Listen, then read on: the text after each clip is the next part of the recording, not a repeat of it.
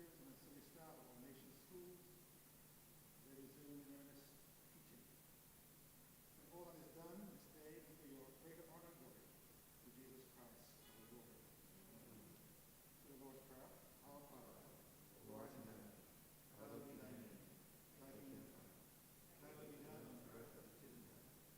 Give us this day our daily bread, and forgive us our trespasses, as we forgive those that trespass against us. And lead us not into temptation, but deliver us from evil. Thine is the kingdom, power, and the glory, forever and ever. Amen.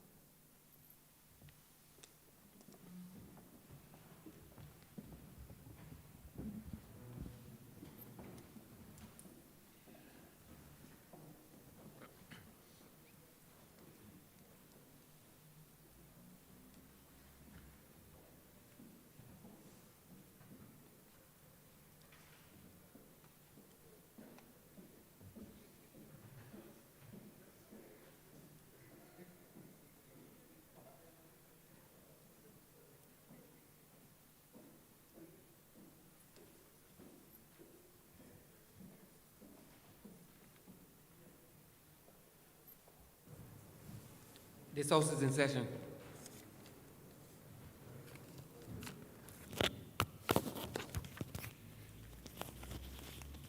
Minutes of 23rd of February 2022, Monday the 14th of March 2022, Friday 25th of March 2022, Tuesday the 29th of March 2022 to be confirmed. Mr. Speaker, I beg to move that the aforesaid minutes be confirmed. Questions that the aforementioned minutes be confirmed.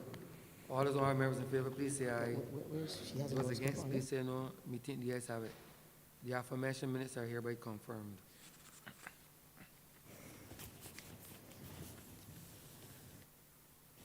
Messages from Her Excellency the President, petitions, papers, government notices, private members' notices, notices of questions, reports from select committees, first reading of bills, statements by ministers, congratulatory and obituary speeches,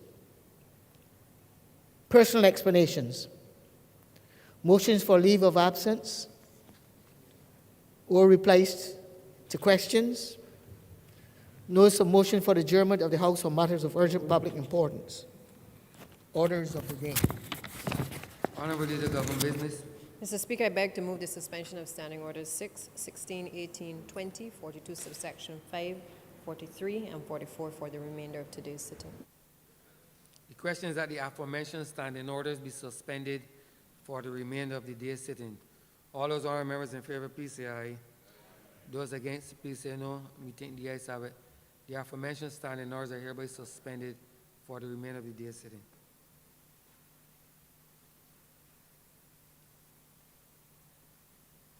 Government business is the order of the day. Name and order, Minister of Housing and Lands, to move the passing of a resolution to approve, in accordance with Section 5 of the Crown Lands Vesting and Disposal Act, Chapter 225, the vesting in a commercial special service vehicle in which the Government of Barbados will hold 25% of the shares, and the University of the West Indies at KFL will hold the remaining 75%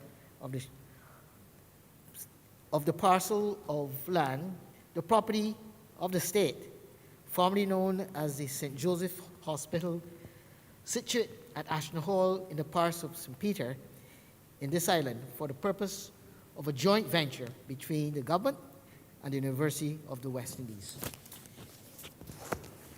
Honorable member for St. George South.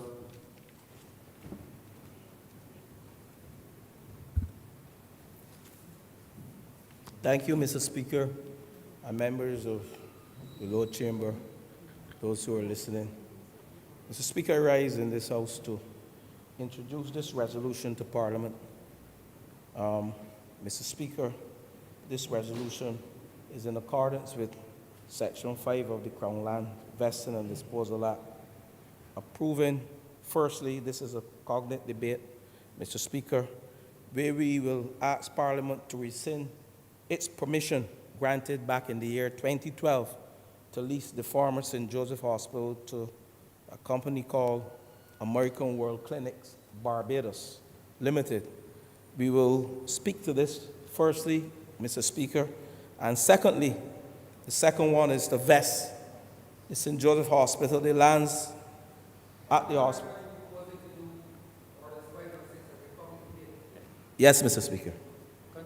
Thank you, Mr. Speaker.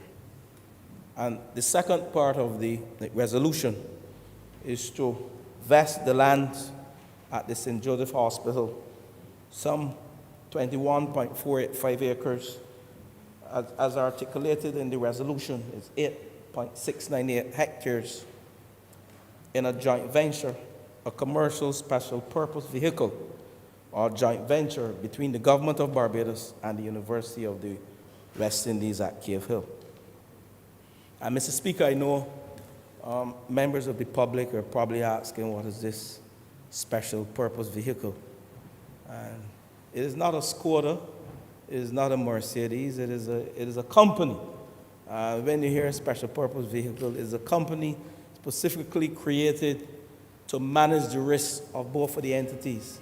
So when we create this entity as a special purpose vehicle, we tend to ring fence the other assets of the university and also government. So the special purpose vehicle will only treat to the financing of the St. Joseph Hospital, and I will speak to that later. But I want to begin this debate by focusing firstly on the St. Joseph Hospital and giving a little history of the St. Joseph Hospital and its lands. The lands of the St. Joseph Hospital was owned by the state, having been purchased back in 1988 from Mothers of Sorrows Convent of Milwaukee, Inc. And this occurred back in September 1988. And in 1989, Mr. Speaker, the St. Joseph Hospital Act, Cap 54B, established the St. Joseph Hospital Board to administer and manage the St. Joseph Hospital. We know, Mr. Speaker, it's nothing new, the challenges that were faced with that institution back in 1991 and subsequently its closure back in 1995. But the hospital, like I said, eventually closed in the year 1995 under a Barbados Labour Party administration. But why it was closed? We know, Mr. Speaker, that the St. Joseph Hospital came under scrutiny by the public. The people of this country simply asked the government of the day, which was a former administration, who we know mismanaged the affairs of this country in most areas. And I make no apology when I make that statement, in most areas. And the general public questioned how the St. Joseph Hospital was being run, how it was managed, what were the policy guidelines, and it came under scrutiny by the Public Accounts Committee. When we came to office in 1994, it was evident by the then Prime Minister that the St. Joseph Hospital, in its current operation then, was a drain on taxpayers in this country, and of course, on government funding. And it was closed down. So this site is situated at Ashton Hall, St. Peter, adjoins Our Lady of Sorrows Roman Catholic Church, and I said it contains 8.698 hectares of land, some 21.485 acres. The St. Joseph Hospital, prior to 1995, was at the time a political football, and I said a drain on government resources. And I repeat it, an inquiry of the public accounts was launched due to the nature of the operations at that time. But I go on to June 2011. We close it. In 2008, the then administration came to office again, and they sought to reopen it. And again, the same thing happened. In 2011, the cabinet then approved the text of a memorandum of understanding between the government of Barbados and a company called American World Clinics Barbados Limited. And I mentioned that in my preamble. Concerning the lease of the St. Joseph Hospital for the development and the operation of what they called then an international healthcare center to be run by American World Clinics Barbados Limited. And there were major terms set out in the lease agreement. And the lease was for a period of 25 years. Because remember, none of this got off the ground. For a period of 25 years, with an option to renew for a further 25 years. And during that term, the rent to the American World Clinic was supposed to be $1,000 per annum for the first 2 years, to increase to $100,000 per annum for the next 3 years, and thereafter, the rents would go at market rate. All the structures, the newly erected and renovated structures, would revert to the state after the lease agreement. But in April 2012, Mr. Speaker, parliamentary action was done on the resolution. The number here is resolution number 12/2012 to lease the property. And those documents were prepared, but nothing never happened. And in 2013, Invest Barbados advised the government then that the American World Clinic expressed an interest in purchasing the property. Again, nothing ever got off the ground. So as a consequence of the request from American World Clinics to purchase rather than lease, we have to value property. The Barbados Revenue Authority then valued the property, the Revenue Commissioner, and that valuation in 2014, January 23rd to be exact, in the year 2014, that valuation stood at some $26 million. But American World Clinic offered pittance for what we had as a 21.485 acres. They didn't match BRA valuation, the Barbados Revenue Authority valuation. So the discussion then of a partnership arrangement with the sale, it failed to bear fruit. Several things happened. The government of the day then gave consideration to a long-term lease for a wellness center, a long-term lease for a medical tourism facility, and again, a long-term lease with options to purchase. So this was a political football over the years by the former administration, and I give the sequence of events that occurred from back in 1988 when it was purchased to present. But none of these negotiations came to a concluded agreement. And while the government of the day continued to accumulate usurages to the University of the West Indies. And we know, Mr. Speaker and members of this Lord Chamber, thousands of Barbadians suffered under the last administration. Thousands of university graduates, and we often use the term, member for St. Michael, Southeast, and member for Christ Church, we use the term, the last administration who sat here when we were over there, kicked down the ladder that they climb upon to achieve some level of tertiary education in this country. We had in St. George South, I often hear the member for St. John. He speaks to me on how many persons from St. John were deprived of that opportunity to enter those lovely gates that most of us entered. The member for St. Philip South, he speaks to me in those terms as well. The member for St. Philip North, we know how the eastern zone is. We are very close. the member for St. Philip West, who is now taking on that mantle of leading the education development of our people in this country. She speaks to me about it as well. And all my colleagues, the member for the city, the member for St. Michael West, the member for St. Andrew,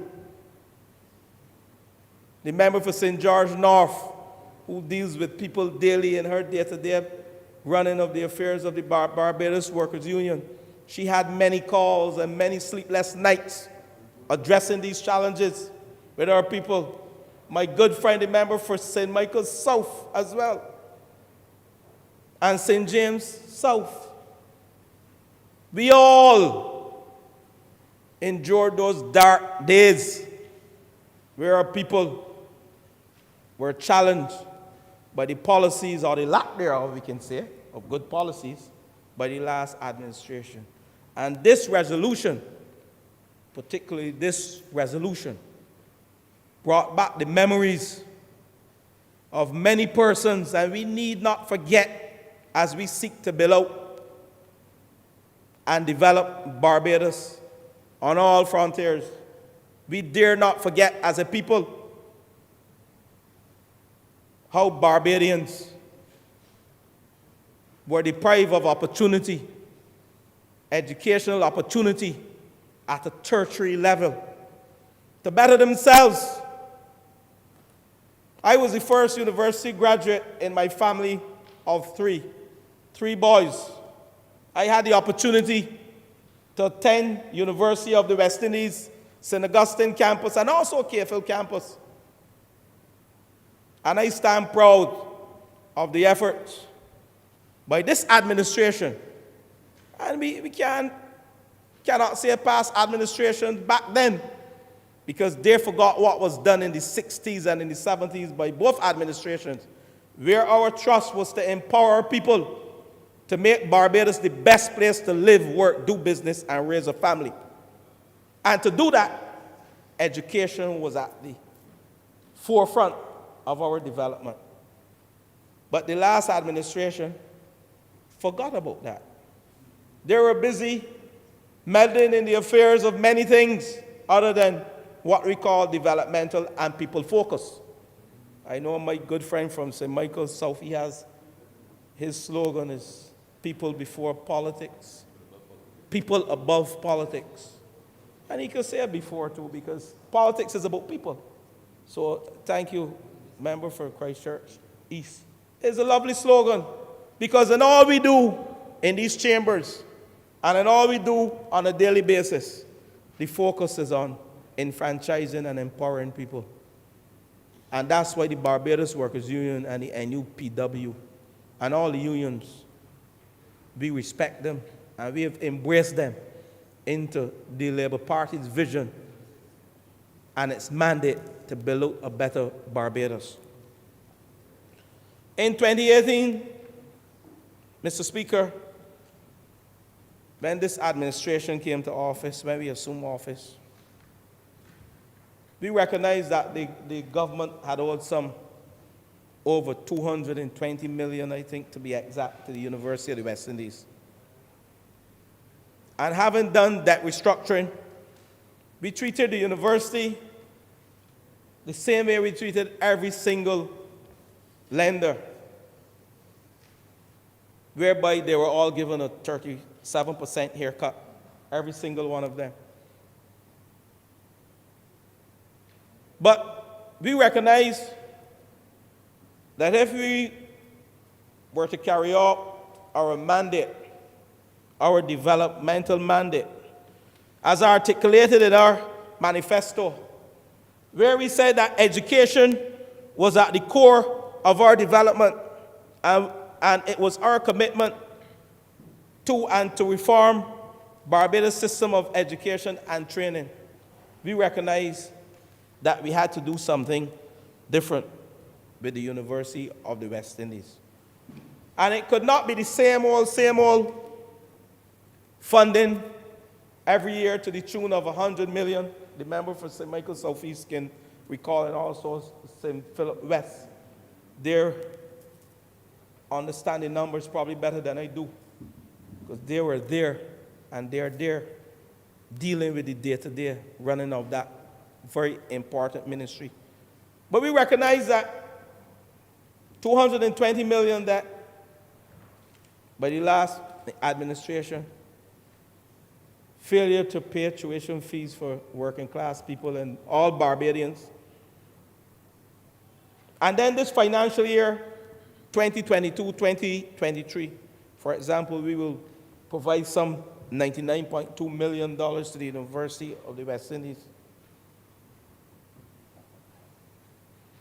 So the vesting of this land, this 21.485 acres, we said, let's give the university the opportunity to create a balance sheet profile.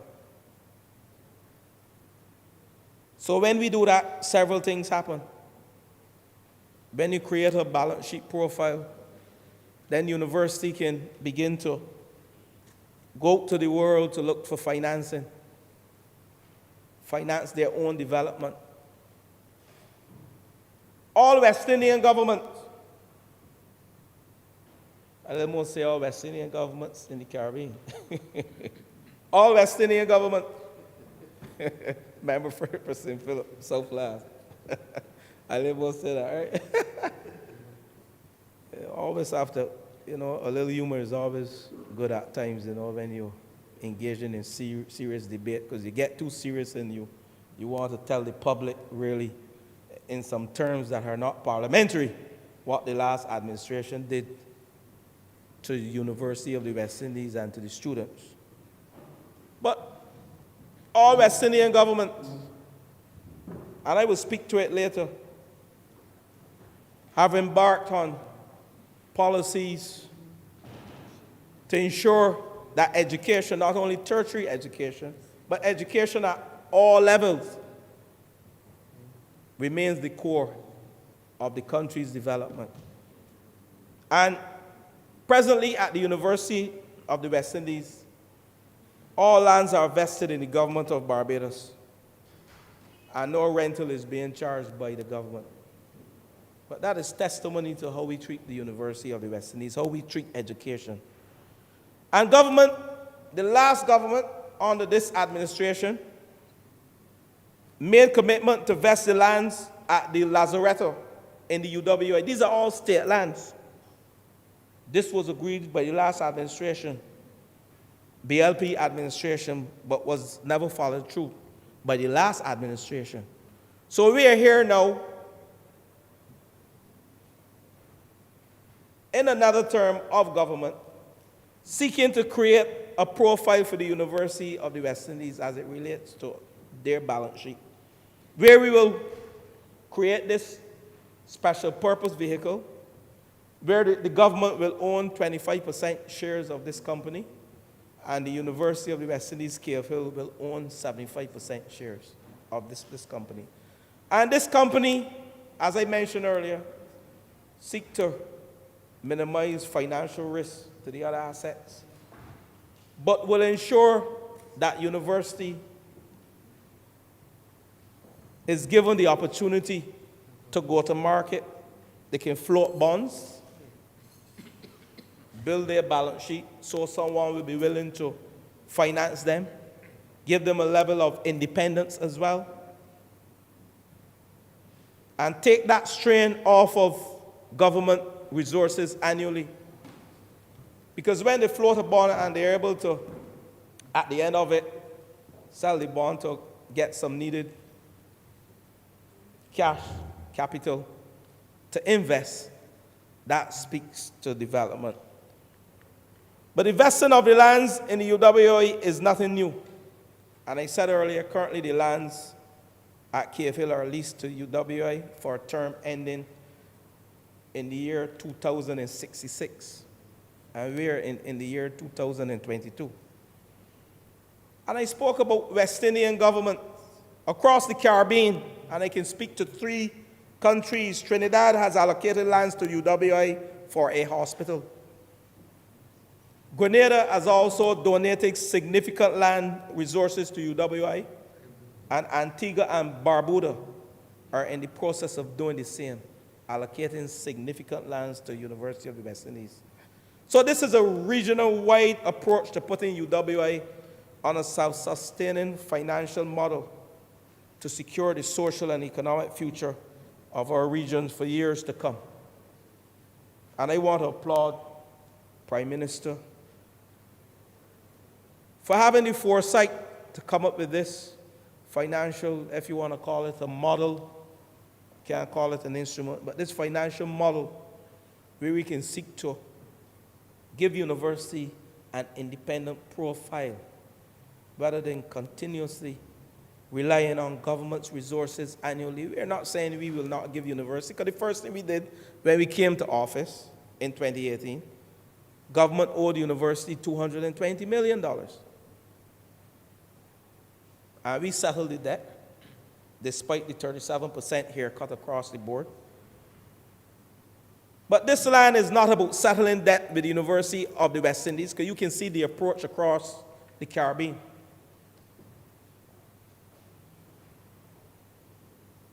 I'm sure that the Minister of Education, the Minister, former Minister, and present Minister, along with my colleagues, they are anxious to speak on these resolutions. But I want to say that it gladdens my heart to see the government and the university combining to widen the frontiers of teaching and research in Barbados in such a manner. I am not here to tell the university what to do with this land. But I know there were talks before on medical research back in 2020, but we cannot tell the university what to do with the land. But I know this land will be used for developmental purpose, according to the University of the West Indies. They have several options. And I can read from an extract in 2020, hospital, new facilities in UWI vision. They didn't only speak about health care, but they spoke about climate change. You're making a document you also want to remember? We can make this a document of the House, Mr. Speaker. Yes, it is the new university vision. It was a newspaper article of March 14, 2020. Came out of Barbados today. And I laugh. But we spoke to, the document spoke. Is it authenticated? Is that authenticated, sir? Yes, it is, Mr. Speaker. Not coming from a newspaper. It's Well, an article. It's an article. It's an article. Not authentic at all. Thank you, Mr. Speaker. Therefore, if it's not authentic, then it cannot be made a document in the House. But I will still reference it, Mr. Speaker. Once that is fine with you, Mr. Just Speaker. thought about it, you can't make it a document in the House because Thank you, Mr. there's Speaker. no authenticity to it. Noted, Mr. Speaker. But I will still reference it Because you know, I remember. just to show, the public and the lower house the work that the university is doing. And they spoke about not only financial health care, or financing health care, but they spoke about after-school care for children, for the many employees and students, with a student body of 6,160 and a staff complement of 953. And it says Cave Hill was overdue for a day or evening care center, and that was quoted by Professor the Most Honourable Eugene Barato. The facility, she said, was service the campus and neighboring community for daycare and provide after-school care for children of evening students. This could also serve as a built-in lab for students studying early childhood education, she said. Now, this is developmental. Now, we are taking an asset that was left, that was mismanaged, and then left sitting idly by the last administration. And I don't think any person in the right senses would have objections to us vesting 21.485 acres of land, 8.698 hectares of land of the St. Joseph Hospital that was mismanaged by the last administration into the University of the West Indies, when the former principal, Professor the Most Honourable spoke glowingly about development coming at the University of the West Indies. Member for St. Mike, for Christchurch West Central, she also spoke about climate change and addressing climate change in a meaningful way. Shouldn't we partner with an institution like that for the betterment of our country and our people?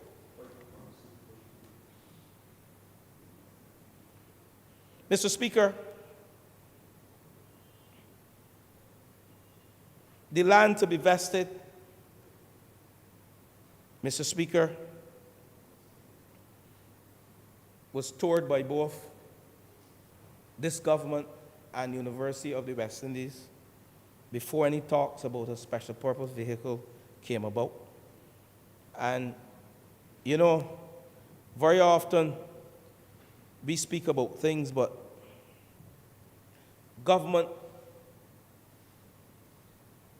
this government, we do not make pronouncements that will not come to fruition like the last administration. In speaking to the former principal and the present principal, they're happy that we're vesting this land in the University of the West Indies. And I want to say, Mr. Speaker, before I take my seat, this type of planned partnership that we have entered into with the University of the West Indies, KFL, is completely in sync with our proposals and our desire to see derelict and disused properties in Barbados refurbished to the mutual benefit of the owners, government, and the country at large. Mr. Speaker and members of this chamber and the public, it is counterproductive and disheartening to see so many assets going to waste in this country or sitting idly by. And I say so knowing full well that the government has been guilty, not this government, over the years of allowing many of its properties to remain idle for far too long.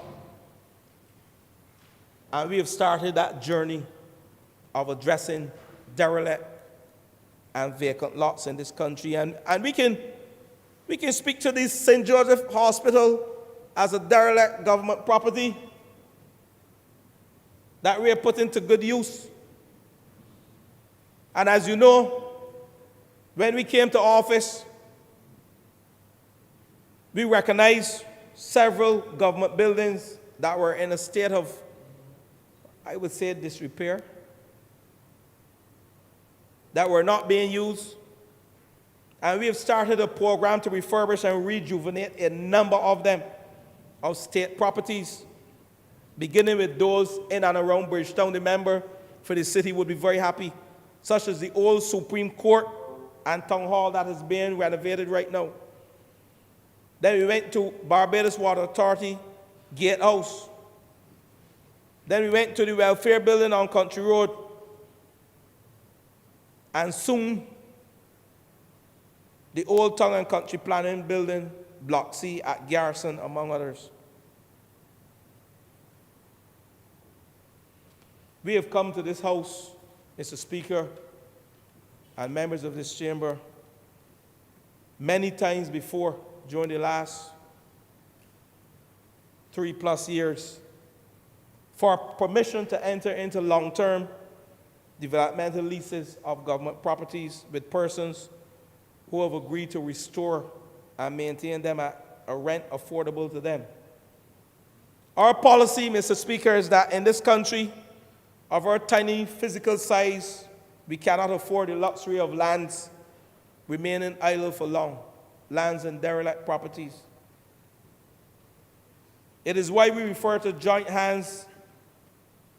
We prefer to join hands with interested partners and utilize our lands in ways, Mr. Speaker, that promote development across the landscape.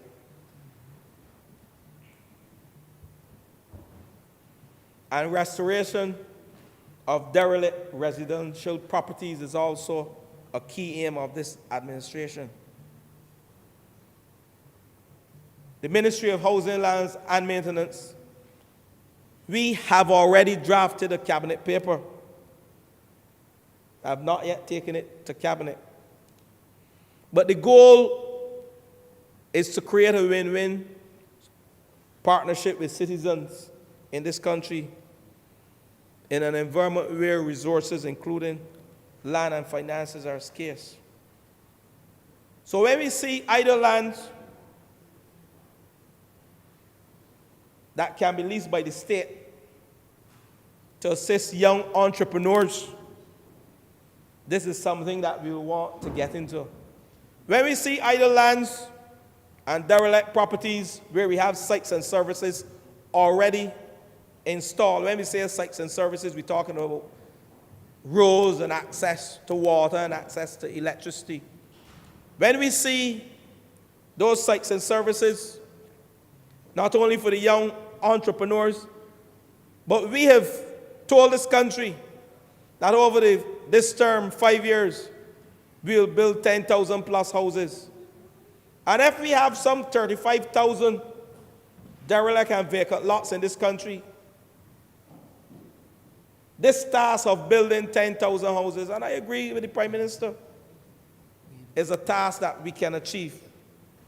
And I want you to know that as we go on this journey, what we call the silent revolution within the ministry, and we stumble upon government buildings, we have created an audit, let me say, of all government buildings and derelict properties across the country that we can put to good use. And we have been meeting with investors, persons who we believe can come up with the capital without creating a SPV. By the way, we only do that so that the university, who don't have any major assets, lands, they will become well endowed with lands and their balance sheet will look good and they can go to secure financing and have a level of independence. But when we come across these properties and derelict buildings, we engage investors in a way to help develop Barbados and to build something on them. If it's not a house for persons to own a home in this country, or if it's not a property where we can empower and enfranchise small businesses and entrepreneurship, then we engage in a rejuvenation project to reduce our rental bill as a government. Clean and green. Beautifying. Thank you, member for Christchurch, West Central. We know the member for Christchurch, West Central is on a mission.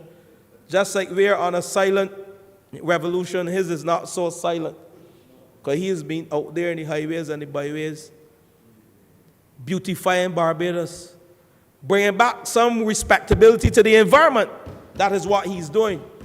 Because when we came to office, I don't want to get into the environment, but when we came to office, if there's one thing that every single person in this country said was, Barbados looks atrocious. It's dirty.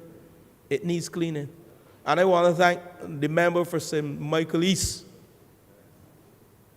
who sits directly opposite me now, eyeballing me.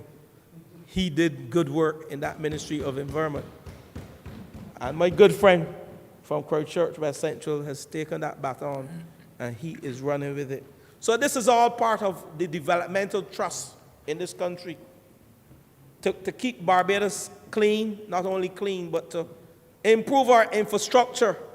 But not just only improve our infrastructure, but to put it to good use so that our citizens will be proud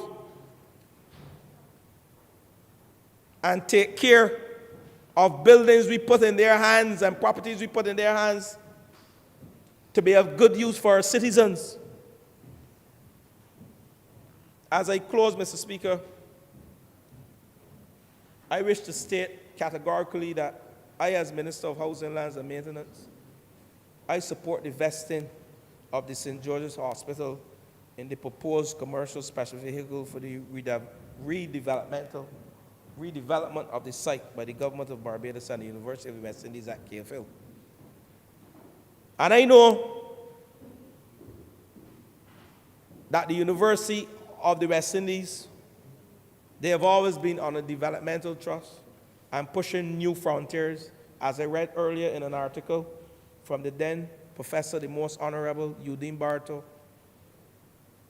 And she has passed on the baton to Professor Landis as well, whom I have good communications with very often, whether it was in sports, whether it is in education, whether it is in infrastructure.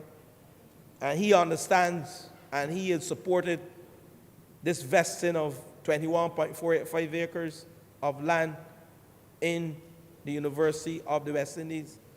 And we'll be back here soon, as instructed by our leader, the Prime Minister of this country, to vest the lands of the Lazaretta in the University of the West Indies as well, so they can create a lovely balance sheet and they can go to the market to secure financing and stop the drain on the public resources. Not that we have a difficulty giving University of the West Indies funding, because we cleared the funding of $220 million when we came to office in 2018. But there's nothing better than self-help if you can help yourself. And that 25% share ownership by the government is to ensure that the policies as articulated by us in the Educational Trust are at the forefront, and that we have an interest, an ownership interest in this SPV that will be created by the University of the West Indies. And Mr. Speaker, I look forward to the day when the wider university bounces back to financial health and vitality and cements its place among the top echelons of the wider centers of educational excellence in the world. We were once there, and we will get back there. Despite the 10 years of a lost decade, we call it, or the challenges by the last administration that took them from the pinnacle and placed them not at the bottom, but declining status in the world as one of the top universities, or what I call educational excellent institutions worldwide, known worldwide. So, Mr. Speaker, as I close, I again speak to the rescission of the permission granted in 2012 to lease the former St. Joseph Hospital to the American World Clinics Barbados, which did not get off the ground. That is here with you to rescind that decision. And secondly, to vest the St. Joseph Hospital in a commercial special purpose vehicle or joint venture between the government of Barbados and the University of the West Indies at Cable Campus of land 21.485 acres, with government of Barbados having 25% share ownership and the University of the West Indies, KFL, 75% share ownership. And with those words, Mr. Speaker, I'm obliged. You have to move the resolution, sir. You have to move. Resolution do pass. Thank you. Honourable Member for St. Peter. Thank you very much, Mr. Speaker. I rise to support the resolution before this Honourable Chamber to vest the property at the St. Joseph Hospital in the commercial special purpose vehicle as very clearly enunciated just now by the Honourable Member for St. George South. And I rise, Mr. Speaker, for two reasons. One has to do with my connection with education, and that is more a familial connection with education, but also as the Member of Parliament for the constituency of St. Peter. You see, Mr. Speaker, the St. Joseph Hospital evokes emotional response to quite a number of persons of the North.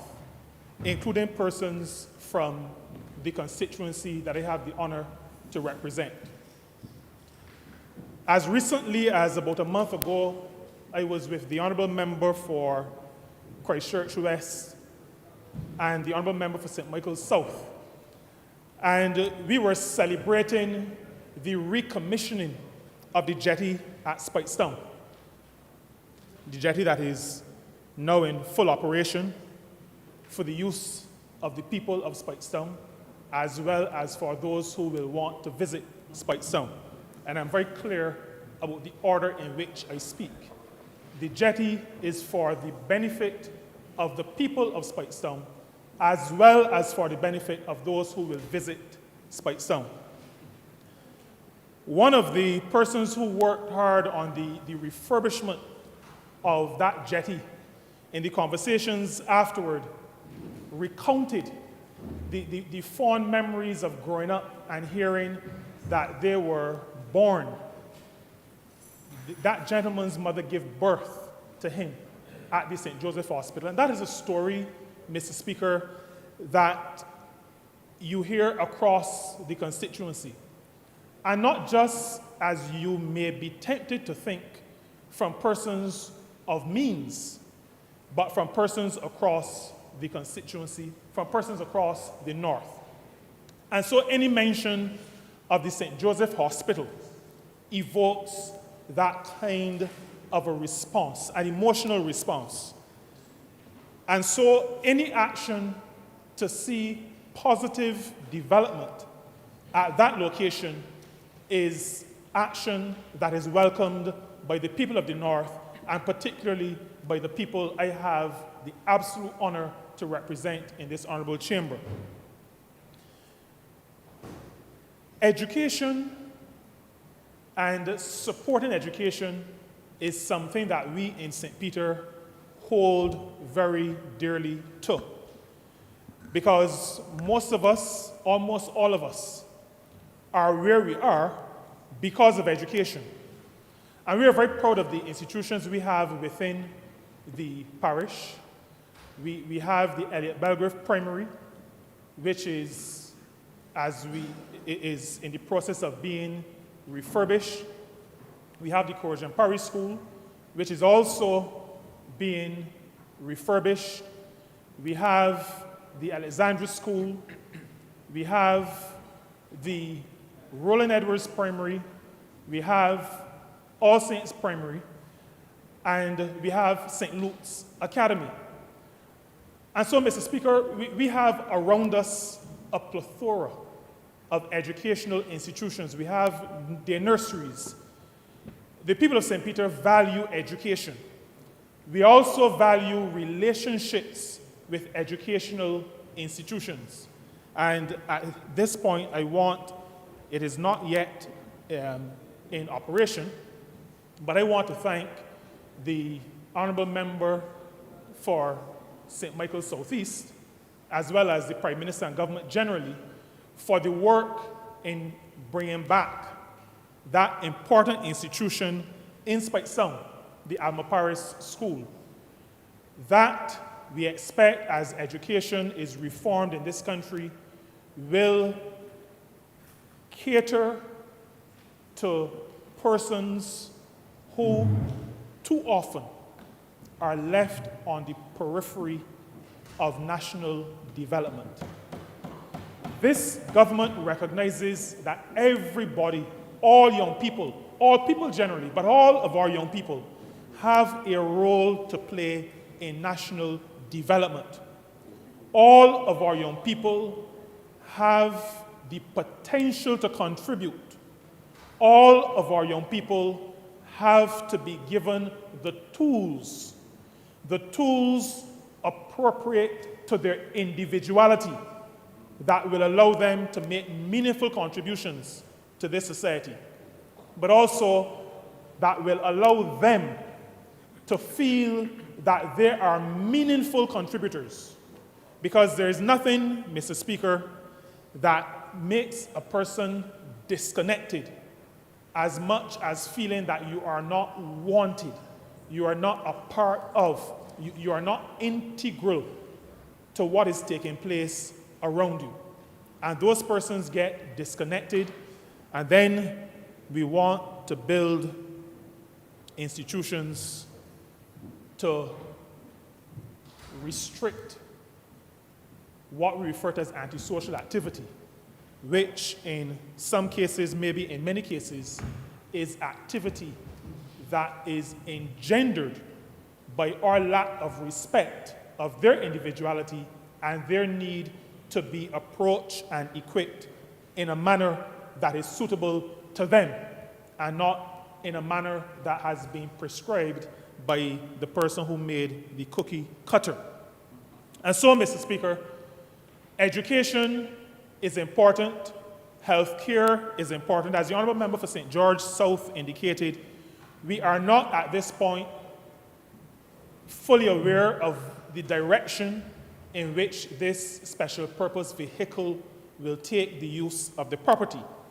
But I want to say, at this point, beyond where we go in terms of use of the property, the fact that we are partnering with our university in the West Indies and the Cave Hill campus in particular is of tremendous significance to me. Our educational institutions need our support. And as a government, and as a party in government, we've always been of the view that we come together as a country to facilitate the education of our young people. In other words, we do not leave it up to parents to decide, well, I can only afford Fifth Standard, I could only afford CAPE, I could only afford university, back undergraduate. Our approach to equipping our young people is that as a society, we come together, we pool our resources, and we allow our young people to benefit from the pooling of the resources. Education is not free, we understand that. And those who would want to maybe poo-poo our approach ought to understand that this party in government does not come to policy making in an immature way. We know that education costs, but our position is that we pool our resources. We treat the education as our foreparents treated when they put together the susus and the meeting terms. We pool our resources and we send our children to school. We as a country, we as a society, pay for the education of our young people. And when government then takes a decision that it will partner with our university, and I think we ought to understand this particular vesting. This vesting is not one of simply handing over the property to the University of the West Indies. The structure of this vehicle gives the distinct impression of partnership. It understands that the University of the West Indies will drive the partnership. They are the educational institution. They are the ones providing the education for our young people. They are the ones who are visioning on how to earn revenue, how to strengthen balance sheets, as the balance sheet, as the Honourable Member for St. George South indicated, how to leverage assets so that the institution can be more effective in delivering on its mandate being to educate the young people of our region and to educate the young people of this country. So that this vehicle speaks to, exudes partnership, 75% with the University of the West Indies, 25% with government, so that through this resolution, through this commercial special purpose vehicle, we say not just to the university, We say not just to ourselves as a government, but we say to the public that the delivery of education in this country is a matter of team effort. It is a matter of all of us coming together, pooling our resources, and delivering on raising the level of competency and the ability, the skills level of all of our people. And Mr. Speaker, as the minister responsible for workers and workers' welfare in this country, I am happy for any and every legitimate opportunity to better equip the people of this country. Our people, we've said over many, many decades, are our resource. But we don't often act as though we are serious about the fact that our people have been and will continue to be our greatest resource. Just as the university will leverage its participation in this commercial special purpose vehicle, our country has been leveraging the ability, the skills, the aptitude, and the attitudes of our people for decades. That is how we are able to stand head and shoulders above countries, states that are much larger than ourselves, because we have understood what it is to leverage the ability, the education, the capacity of our people. This resolution speaks to the university leveraging, but it also speaks to the country continuing that process of equipping our people and then leveraging that improved human being so that as a country we are able to rise even higher as we pursue our developmental path. The reinvigoration, the refurbishment, whatever reinvestment takes place at the St. Joseph Hospital site, Mr. Speaker, will also be important to the people of St. Peter and the people of the North because it will bring additional activity to the area. Additional activity, additional persons moving around mean additional economic opportunities for persons who will be earning their living by economic activity in the North, in St. Peter, and in the nearby town, Speightstown. And I have to say, Mr. Speaker, that for whatever takes place at the St. Joseph Hospital site, Speightstown, we expect, will be that commercial hub which will act as the service point for that development. And so it will assist as we continue to bring more and more life and economic activity into Speightstown. Any kind of development that takes place around the town, in the environs of the town, will be of benefit to the town. And now we see the person who in Speightstown, who we refer to as the mayor of the town, asked me twice in the last 2 weeks, which is really the capital of Barbados, because he says at night he drives through Bridgetown, sees a couple of cats, a dog, and maybe a few people walking toward the bus stand. But by the time he gets to Speightstown, there's all kinds of life, all kinds of activity, all kinds of music, all kinds of entertainment going on in Speightstown. That is not exactly an advertisement, but I'm just letting you know, Mr. Speaker, because I know you spend a lot of your time in the southern parts and you may not be fully familiar with the fact that Speightstown is really where it is happening, and to invite you to spend some time in Speightstown. But we've been in preparation for the development that we expect to take place around Speightstown in the North generally, have been working assiduously to make sure that Speightstown is a location that will provide not just commercial services, but entertainment services that will provide the heritage assets that will allow any activity in the north of the country to have a meaningful anchor in that location. And so I mentioned earlier that we have just reopened, recommissioned the Speightstown jetty. We are also close to completing the drainage in the Speightstown area. We would remember that whenever rain fell too long or too hard, those of us in St. Peter would start to get a little bit nervous because it was almost considered inevitable that Speightstown would flood.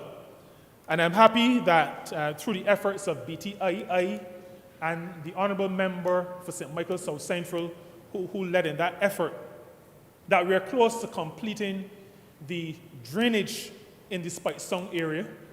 Some work now is being done in the feeder, so just south of the Wim Gully, the water course that connects the Wim Gully to the salt pond is now being packed with boulders because we are continuing to prepare Speightstown for whatever development takes place at the St. Joseph Hospital site and whatever development takes place in the north generally. We've also, in addition to the physical infrastructure, we've done some tidying up at the bus terminal in terms of how the public service vehicles operate. They're now operating from the Speightstown bus terminal that was designed to accommodate them from the beginning, and they're now operating from there.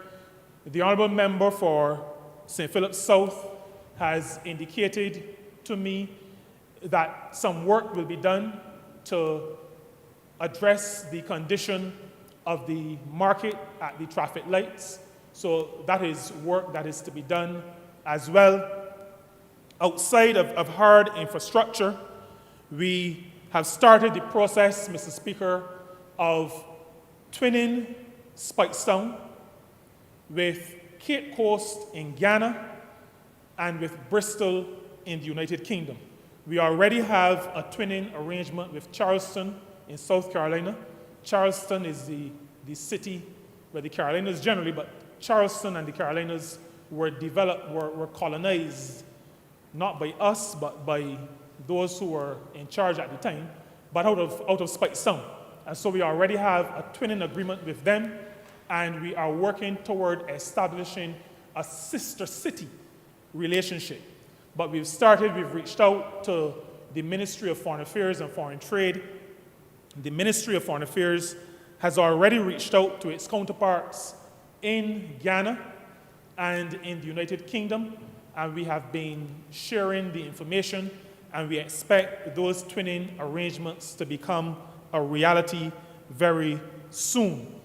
Those twinning relationships, Mr. Speaker, help us to recognize our historical development, helps us to understand where we have come from, those things that have impacted the development, so that when we visit Speightstown, we need to have an idea of how did it come to be. And I must also indicate to this Honourable Chamber that we've just a week and a half ago or so launched the Speightstown Global Freedom Festival in honor of the hero Kofi, who struck that first blow that resulted in us being able, as the descendants of Africans traded across the Atlantic, to be standing and sitting in this honourable chamber. That first blow was struck by Kofi, and we have started a Freedom Festival, Speightstown Global Freedom Festival, because we believe that just as Speightstown exported colonialism, just as Speightstown exported racism to southern United States, we have a responsibility to export now freedom and thoughts of freedom and self-determination to the world. And that we intend, Mr. Speaker, to do. You may be aware, since it is part of the season of emancipation calendar, that on the 12th of June, that day when Coffee was to be installed in a grand Akan ceremony in Speightstown as King of Barbados, we will be celebrating that day. We are beginning this year. It is in the National Season of Emancipation calendar. It shall continue until, and we will be celebrating his contribution to democracy, his contribution to self-determination, his contribution, that contribution that allows people of African descent to realize that we can be masters of our fate. We can determine our destiny. And so, Mr. Speaker, I didn't really stand to speak a lot about Speightstown, except that Speightstown will be that hub to service whatever development takes place at the St. Joseph Hospital site. We are committed to the partnership with our educational institutions, and we will continue to support that partnership. Before I take my seat, Mr. Speaker, I just want to say one thing. The history of this country is a tortured history. And I spoke to the fact that our forefathers, our foreparents, did a lot of hard work, unpaid, against their will. There is a mill wall on the St. Joseph Hospital property. And I am saying this publicly because some of these things need to be said publicly. We in St. Peter expect that that mill wall will remain in its location and will be preserved. As a monument, it is one of the 22 mill walls in St. Peter that are standing. I believe we may be the parish with the most mill walls that are standing. And we expect that when the story of sugar and rum is written, when the application is made to UNESCO for World Heritage Site status, that St. Peter will feature prominently, and that the St. Joseph Hospital site will be one of those monuments to the hard work, the forced labor of our foreparents. And we expect that that mill wall will be preserved. A number of the mill walls in St. Peter, I would say out of the 22, maybe only about 3 or 4 of them could be considered derelict, even though they're all still standing. But I believe we have to build a consciousness around those mill walls. They were erected to enlarging the coffers of the white planter class. They also served, and this happened in the St. Peter context, to enlarging the coffers of the white merchant class. But I believe even as we reclaim our Atlantic destiny, that we have to repurpose these instruments of torture, really, or instruments of tortured existence, to remind us and to remind those who come after us that our foreparents are really the ones who built this country, that our foreparents are really the ones who built Europe and the colonial powers of Europe through the labor that they put in at the sites of these mill walls. And so we expect that the mill wall at the St. Joseph Hospital site will be preserved and will be used as a monument to the contribution of the African and African-descended people of this country. Mr. Speaker, St. Peter and the people who I am here to represent support the partnership with the University of the West Indies. We look forward to what will be done at that site. We expect that it will enhance education, either directly on the site or by its contribution to the overall performance and delivery of education of the University of the West Indies generally. We support the partnership, and so, Mr. Speaker, I have no hesitation in supporting the resolution before this honorable chamber. I'm obliged to you. Honourable Member for St. James Central. I'm obliged, Mr. Speaker. I want to begin by congratulating the Honourable Member for St. George South, who piloted this particular resolution and did so quite eruditely. I think, Mr. Speaker, sir, this debate provides us with an opportunity to reflect on a few fundamentals which are at their core developmental. And if we take our positions in this chamber seriously, we have to reflect, sir, not only on the misfortunes that befell this country as a result of the past activities of those who have held office, but we must also lift the gaze of the nation into the future and to create a perspective for our people as to some of the benefits that can be derived from an undertaking such as that which is now contemplated by this particular piece of resolution, this particular resolution. I want to say, sir, that obviously it was necessary and it is necessary for us never to lose sight of the fact that the Sisters of the Sorrowful Mother had a functioning hospital in Barbados that did wonderful good work, primarily for the people of the North, but quite frankly, sir, for people all across this country. I did not grow up in the parish of St. Peter, nor indeed in the parish of St. James, sir, but I do recall well a night on the 1st of November. I will not date the age of my younger brother, but when he was rushed to the St. Joseph Hospital because he had had a severe accident at home and the QEH was unable to treat to him immediately. It is felt by the doctors who looked after him that that intervention medically may have saved his life. I think, sir, that obviously this country, after the hospital closed, felt a certain sense of loss. And it is important for us, sir, to recognize that even as we continue to evolve the improvement of medical care in Barbados, the question of the geographical access to quality care, equality of access across this nation, irrespective of where you come from, ease and equality of access will continue and must, in my view, continue to be on the front burner of national discussion and development.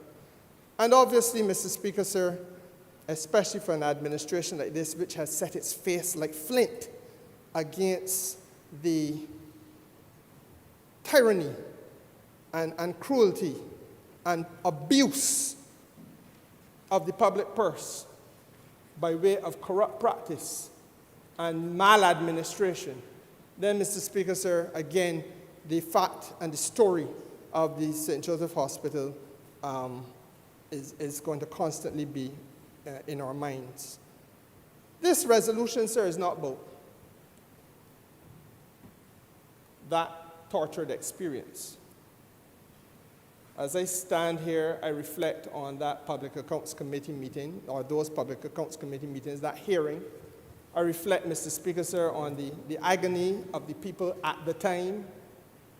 I reflect, sir, on the shock that persons held in high esteem were, shall we say, for want of a better way of putting it, exposed to be participating in ways and in manners, sir, that drag them, their reputation, and their public image into the mud.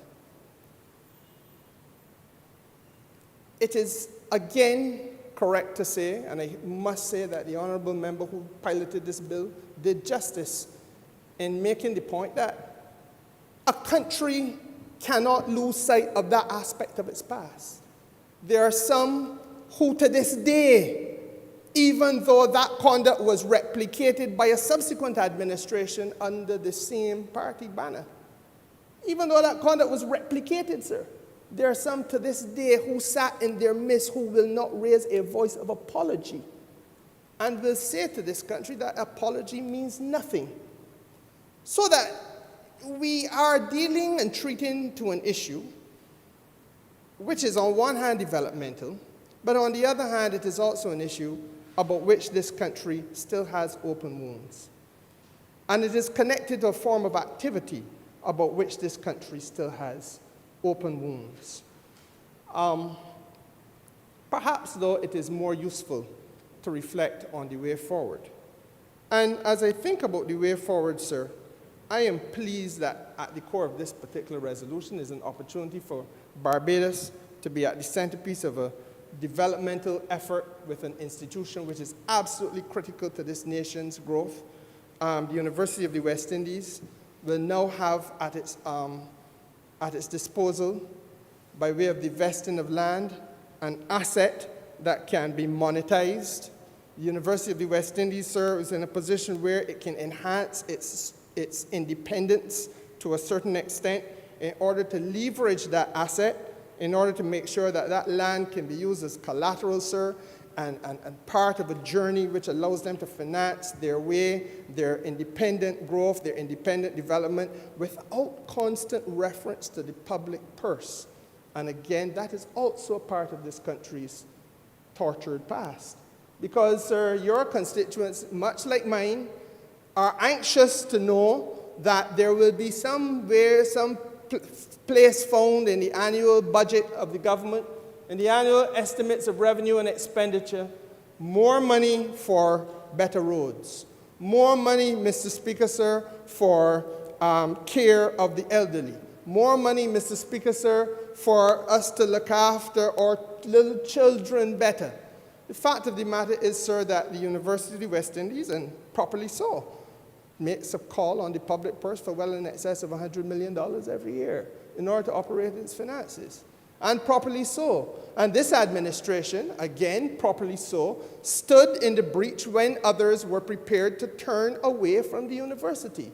And we understood, sir, that that could not happen, and it is to the undying credit of she who leads this government that she stood in the breach and said that it cannot be that a mother or a father must choose between 2 or 3 children which one of you gets the benefit of higher education and which one of you does not. And that, sir, is part of the journey that we have had to take in order to right-size the ship and correct some of the things that went horribly wrong in the past. But as we look to the future, sir, we are also looking at a world-class university. A world-class university, sir, that brings to this country an element of cultural diversity. That is important. It is a university, sir, that goes beyond just the cultural diversity, sir, but it forces us to come on a daily basis, face to face with a reality. And let me speak openly here now that I, too, have a constituency interest. Because while this particular resolution speaks to St. Peter, sir, the lands at the Lazaretto fall well within the constituency of St. James Central. And I am indebted, and I will say so here on the floor of this House, to Professor Sir Hilary Beckles. Because, sir, when the Hussein Bolt complex was being created, the issue in the Lazaretto, the issue, sir, in Prospect, was that the people, the working class, humble folk down there, grew up generation after generation after blessed generation, looking across at an idle piece of land on which there were 3 antennas that were reserved for the Caribbean Broadcasting Corporation.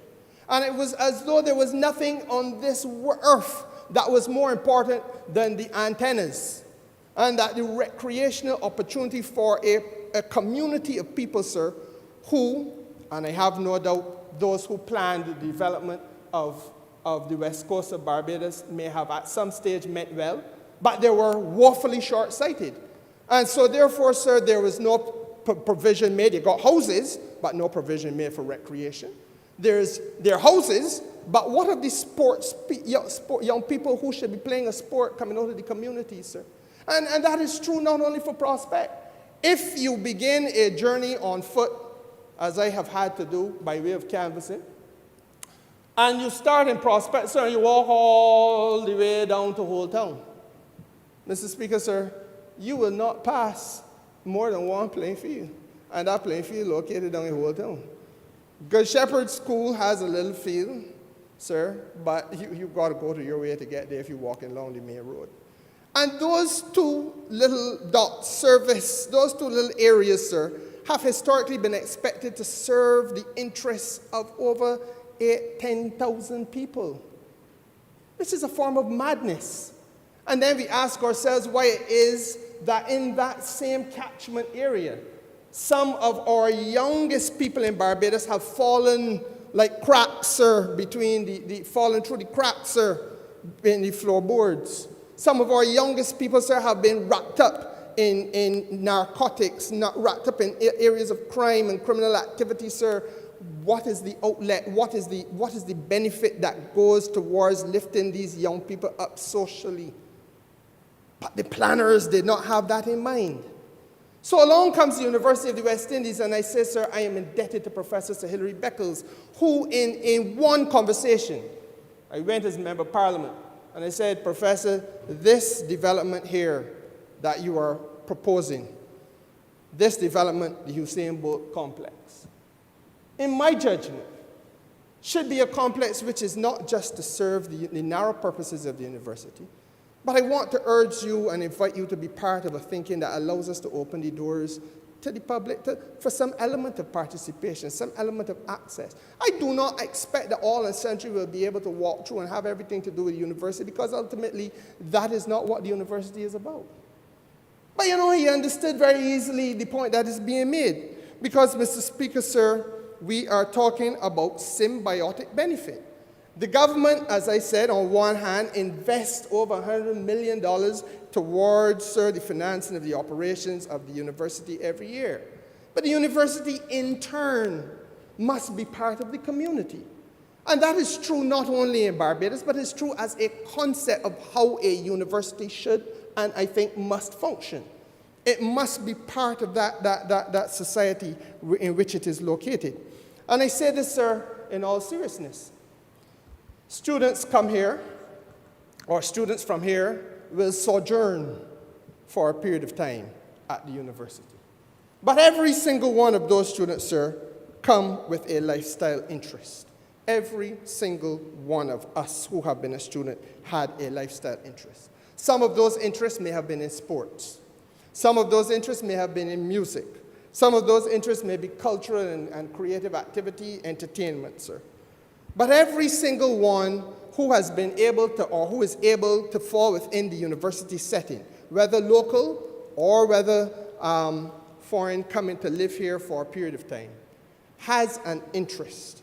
And to the extent that that interest can be meshed by the services, can be matched and married to the services that are created in a community where the university exists, then it is for the betterment financially. It is the betterment, the economic upliftment of that community. It is for the improvement, sir, of the opportunities for us to have a cultural diversity in that community.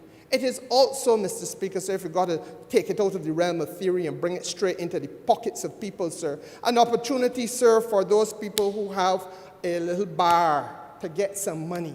It is an opportunity for those people who may be hairdressers to get a little money, engaged in cosmetology, nail technician, etc., to get a little money, Mr. Speaker, sir. It is a blessing for those who are involved in the transportation sector, the ground transportation sector, so that they too have an access to a window of opportunity financially that, but for the university in the community, they would not have, and certainly would not have in equal measure. And that is why I believe that is vitally important for us to do what we are doing by way of opening now another window for activity in the north of the island, which is associated with the educational effort, but at the same time will redound to the benefit of the people of the north by way of the economic opportunity that must flow logically from the effort. I also feel, Mr. Speaker, sir, that as we talk about symbiotic benefit, that, you know, it is understood that the university is really a public good. I use the example of the lands at the Lazaretto.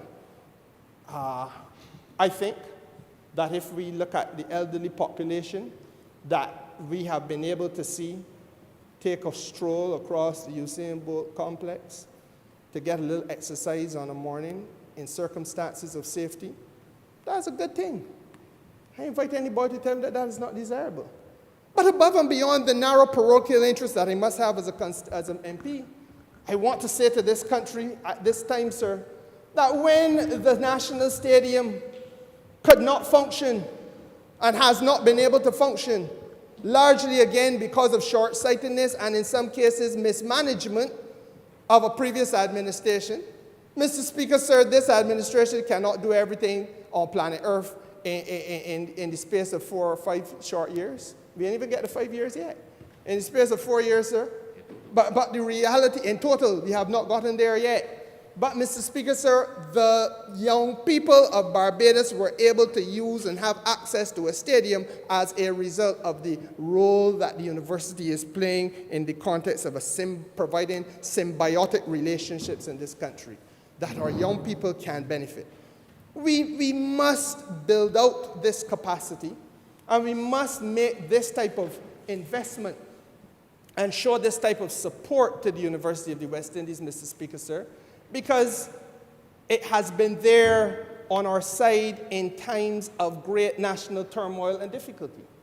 Lest we forget, during the course of the last 2 years, when COVID would have been the major headache in this country, many of the issues revolving healthcare would have been issues that we partnered on, in tackling with the same said University of the West Indies. I need not tell you, sir, because you, like I, have practiced law in this country, and you know the role that the University of the West Indies plays in the support of the legal profession and all that is related to its work. And, Mr. Speaker, sir, it is true of wider social policy. It is true of the agricultural sector. Mr. Speaker, sir, I say as Minister responsible for business development that a lot of good work is being done by the Cave Hill Campus School of Business, reaching into the community, partnering with the community, sir, on matters relating to financial literacy, on matters relating, Mr. Speaker, sir, to incubation and startup of business, the education of those people who want to be entrepreneurs, helping to, as I constantly say, this is my refrain, helping hold the hands of entrepreneurs so that they can navigate the pitfalls of that journey. And, Mr. Speaker, sir, that role that the university has played widely in Barbados is something that we have to be very thankful for, but equally very supportive of. This particular resolution demonstrates a commitment of a government to the ongoing nature of this process of collaboration, to the ongoing nature of partnership. That word has been used very often today. And as I say to you, Mr. Speaker, sir, I take the perspective that it is for us now, as we mature and develop that spirit of partnership, to be focusing on how we can take, the Prime Minister uses the term long-stay visitors. It is true of Ross University. But how do we take the what I call the lifestyle interests of every individual student, a campus that has in excess of 5,000 students? How do you take the lifestyle interests and the lifestyle requirements of each of those individuals, sir, and find a way that the community now, not just the country, but the community, the ordinary people that I represent, the ordinary people that the Honourable Member for St. Peter represents, the ordinary people, sir, who are represented by those of us on the west to north coast of this island.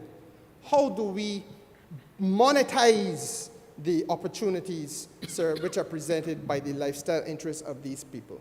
I feel, Mr. Speaker, sir, that, as I said, the presence of the university is an opportunity for us now to take that next step, where we build out in a true sense the concept of university townships, that in the parish of St. Peter, to the extent that the land used, vested, what was formerly the St. Joseph Hospital, vested in the University of the West Indies, is to give the university a degree of independence and allow it to leverage that land for its own development. Equally, sir, we must now also see it as an opportunity to leverage the financial opportunities of the people of the North. That the people of the North know, because they are at the foot of that university camp or that campus, that sphere of activity that was no longer there, but will come. That now, Mr. Speaker, sir, must be an opportunity for our people to have the benefit of, as I said, the range of services that can be provided. Whatever it is, because there's still a lack of specificity as to the full range of activities that will take place on that site. But whatever it is, Mr. Speaker, sir, whatever they are, our people must be plugged in. Equally, I feel that the next step at places like the Lazaretto and at Cave Hill, sir, is to now seriously take bring the logical conclusion to this journey of development by making sure, sir, that the benefits to be derived and that are being derived, housing, landlords in the constituency of St. James South have made a tidy living as a result of being so close to the University of the West Indies. It has been a boon to them. It has been a benefit to them in hard times, and it has been of assistance to them in good times. It has helped people who were of comparatively humble origins to take another step up the ladder. I know of people, sir, who have moved out of their houses in some parts of St. James and gone elsewhere so that the whole house can be dedicated to the service of providing housing accommodation for students. That is the kind of economic opportunity that I'm talking to, sir. I made reference of the ground transportation. The university there in the parish of the Honourable Member, in the constituency of the Honourable Member for St. Michael East, Ross University. Sir, what Ross University has done has been present an unprecedented opportunity for people in this country who are engaged in transportation. There is a co-op providing transport to those young people from Coverley, where they are living in large majority, if not all, to the university and back every single day. At one point, it was every 15 minutes. And therefore, sir, you had private entrepreneurs coming in, providing that experience. When the Honourable Member for St. George South was the minister responsible for small business and commerce in this country, that was unfolded. Not true? Yes. Yes. We are talking here, sir, about using the university and the investment, and this is where the politics comes in. Because, sir, what we had before was an administration that was prepared to turn away from the university, turn away from the investment that was being made historically from the very get-go. And the consequences of that was that you had a diminution, a reduction, a falling off in those people who would have been attending. Things became harder. Now we are saying, sir, the exact opposite, that you ride out the attrition, but, sir, you want to make sure that you broaden the base of participation, and that the more people you can have coming to Cave Hill campus, the wider you can make the base of activities of the campus, Mr. Speaker, sir, the more you can strengthen the spawn and the spread of the campus's wings. Then, sir, the more people fall under that umbrella that allow for them, sir, to benefit, whether it is by way of rental income, provision of services, provision of food, provision of beverages of all types, transportation, cosmetology, everything, Mr. Speaker, so the whole gamut of opportunities financially to help lift up poor working class people in various parishes of Barbados who otherwise would not have that opportunity. That, at its core, is the developmental trajectory that this resolution sets us upon. And I, like the Honourable Member for St. George South, must say I make no apology for saying that. Because, sir, the contrast is clear. It is not an administration here who is going to associate itself with opportunity for personal well-being, personal financial benefit, dragging the administration's name as a whole and individuals within the administration into scurrilous relationships that cause the Public Accounts Committee to have to wake and do work that it otherwise should not have to do. That's not what this is about. This is about national development, Mr. Speaker, sir. And I feel very privileged to be part of this opportunity to have this discussion in the House today. As I say to you, Mr. Speaker, whether you look at it broadly from the perspective of the role that the university plays in terms of that, what I call a symbiotic relationship with the wider Barbados, the wider aims of the government. I identified a few sectors already where we have benefited tremendously from that work and continue to benefit from that partnership. Or whether, sir, you see it through the lens, as I suggest you should as an MP, of how the university can help your working class people stop from being so poor and give them an opportunity that they would not otherwise have had. Or whether, Mr. Speaker, sir, we see it just as another opportunity for Barbadians to get into another field of endeavor and get a little bit more educational opportunity. However you play it out, sir, this resolution is vitally important because it wakes from the dead or the seeming dead a piece of land. How many hectares are we talking about? 8 hectares? 8 hectares. 21 acres of opportunity, Mr. Speaker said. 21 acres of opportunity. That, but for this administration, had been wrapped up in bush, no economic activity, no developmental opportunity, no access to the people of the North for betterment and improvement, wrapped up in, shrouded in scandal, packaged in mystery, Mr. Speaker, sir. Political disgrace. A hospital that saved lives. And this country has had to sit and stomach that for years and years. And so therefore, Mr. Speaker, sir, yes, we're now at the stage where we've gotten behind that. But as I said, for me, this is now about lifting the gaze of the opportunity to the future. The Honourable Member is 100% right. If we don't go there, the rest of the Caribbean will do it for us. And we must understand that the world is out there. The world is out there and is interested in taking on business opportunities like this. So when in Trinidad and Tobago, Mr. Speaker, sir, lands are allocated for university to have a hospital, can Barbados seriously remain with 26 acres there in bush? When, Mr. Speaker, sir, in Grenada, significant land resources are dedicated to the University of the West Indies for developmental opportunity, can Barbados keep 8 acres in the parish, the pristine parish of St. Peter in bush? And, Mr. Speaker, sir, when in Antigua and Barbuda, they are going to do the same thing. Barbados is to be content that for 20 long, miserable years, this golden opportunity, this nest egg, is to be kept in bush. And that's what it is about. And those people, sir, who come a-calling every 5 years, saying that in spite of region-wide approaches to putting the university on a self-sustaining financial model, in spite of that they, sir, are to be taken on because they have nothing to show, have done nothing, have made no public comment on any of these issues or any part of the way forward. We just go into the general election. None of these things were discussed on Democrat-led party platform. None of it. None of it.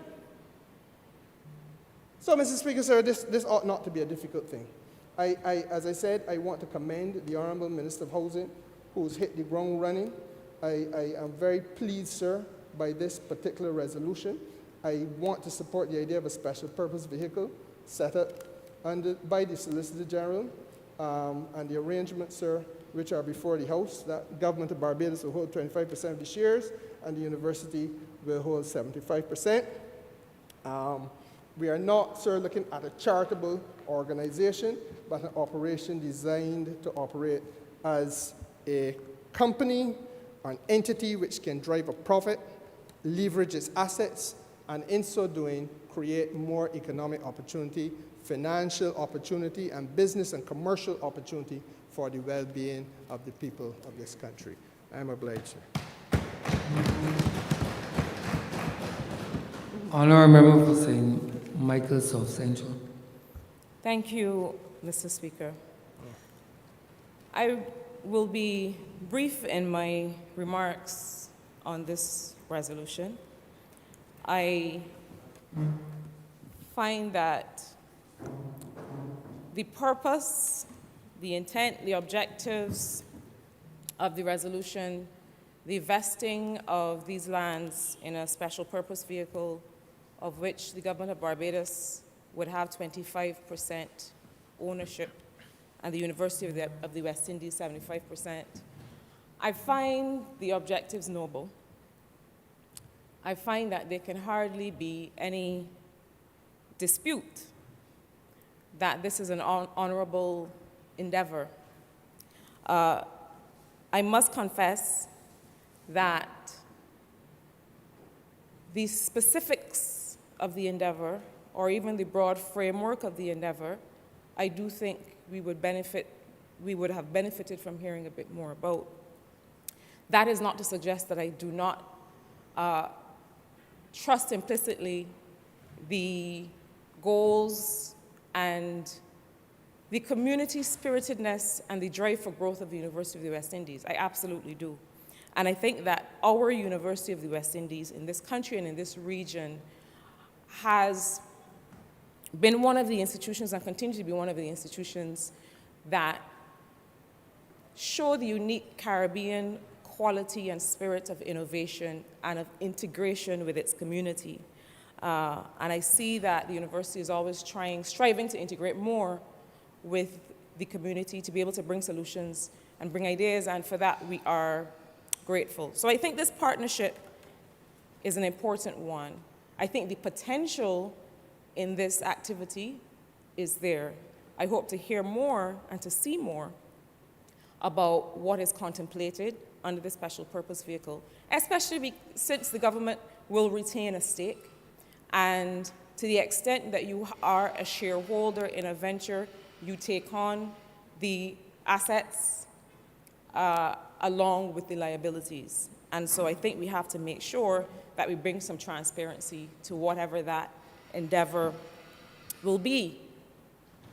The honourable member who led this resolution made reference to the issue of investment, the issue of leveraging the particular skills and knowledge of the entity that will be responsible for the management of this property.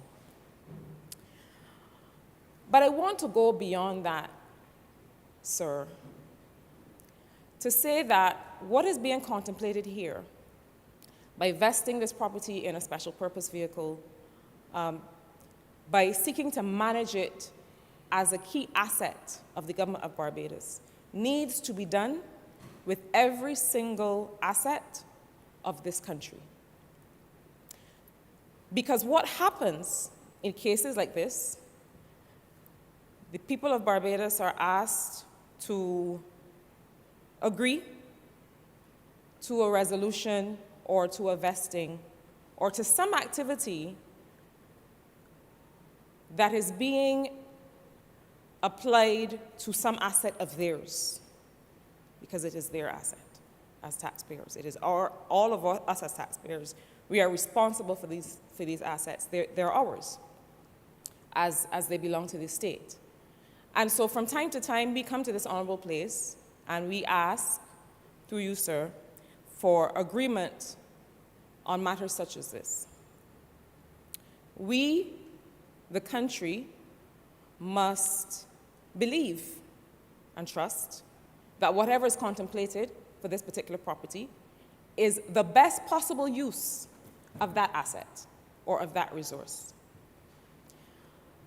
Sir, for some time we have talked about the issue of a sovereign wealth fund for the country.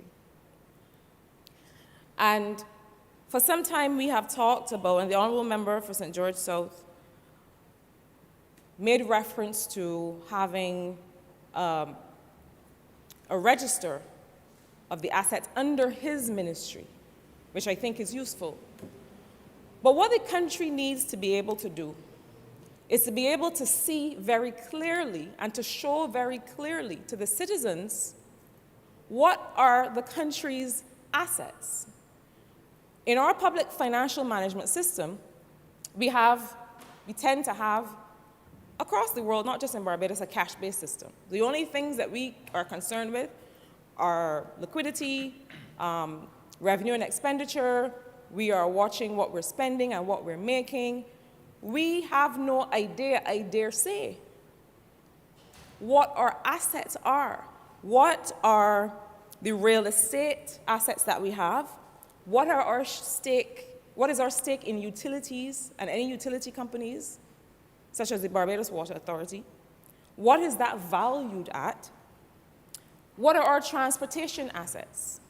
The transportation systems, the transportation infrastructure, the fleets of vehicles, what are they worth? What are they worth not just in terms of the dollar value, but why is asset management important? What are they worth in terms of their potential to generate revenue for the country? What are they worth in terms of their potential to generate other kinds of value for the citizens of the country? I do not want to be cross about it, sir, but I do not think that in 2022 we should be coming to this place, pulling out of a bag a piece of property and asking the people of Barbados, let us vest this in a particular entity. Not that there's anything wrong with what we are asking that to be done here today, but we need to do the work of being able to picture and make visible all of our assets. And I'll tell you why. We have a lot of conversation about the issue of debt and the sustainability of that debt. And every time we take on a loan, and I would know well, sir, because in my last dispensation, I was leading that charge and had to shoulder a lot of the conversation and narrative around this issue of debt accumulation. And so everybody's concerned about debt accumulation. International financial institutions also look at your debt accumulation as a liability.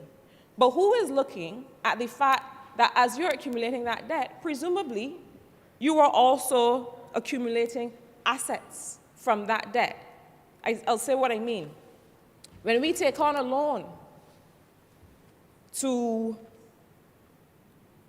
buy electric buses or to build a sewage treatment plant, that loan, that debt, that liability on one side is generating those assets on the other side. Nobody is asking the question when all the international financial institutions come here to cross-examine us about our levels of debt.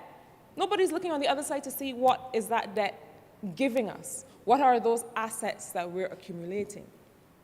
My point, sir, is that we need to move to the place where we go beyond having a vague idea about what the government owns and looking at how these assets, if they are properly managed, properly maintained, and put to good use, can create revenue in a planned and predictable way, can create income earning and investment opportunities in a planned and predictable way for the people of Barbados and our future generations. This is a question of intergenerational social justice, sir. Because we hear all the time, my children are going to have to pay back that debt. Yes, but if we do our job right, your children will have to pay back that debt. My children will have to pay back that debt. But they should also benefit from the assets, the goods, the public goods that that debt has created. It is a question of intergenerational, social, and economic justice. And I think that for too long, we have spoken about this issue of a sovereign wealth fund. And a sovereign wealth fund, just so I am sure that I am being understood and I'm making myself clear, usually looks at managing and reinvesting reserve assets, reserve liquidity. So when people talk about having a sovereign wealth fund, most of the time what they mean is that they're looking at taking government's foreign reserves, government's liquidity, and reinvesting it to earn money. And we should absolutely be doing that. We should not find ourselves on this 26th day of April 2022 without that entity. And I really, sincerely trust and hope that if it's not yet established, that it is coming to these good people of the Cabinet of Barbados very soon. I'm sure it'll find its way here for us to discuss, Mr. Speaker, sir. But apart from a sovereign wealth fund that tends to look mostly at liquidity, what we also need within that or attached to that is a public wealth fund. And we've seen in places like Singapore and other countries, and New Zealand and others, that being able to bring together all of your assets and have them managed just as we would manage any other kinds of equity or other investments, have them managed, quite frankly, sir, by people who know what they are doing. We have found that this is a way to be able to make sure you're in a better position to recover from economic shocks. You have something, sir, backing your liabilities. You bring these assets on your balance sheet, and you say to the international community, this is the true picture of what Barbados owns. This is the true income earning potential of this country. You can take some of those assets and have the finances generated therefrom, fund a particular social good, fund a particular part of your education reform, fund a particular part of your social protection reform. We are under managing our assets.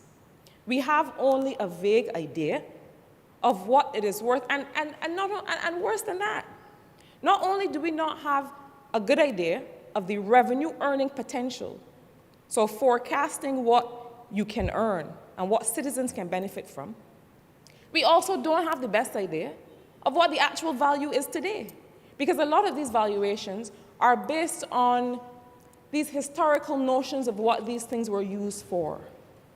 Well, it was used as a public good, so we're not going to assign any particular value to it.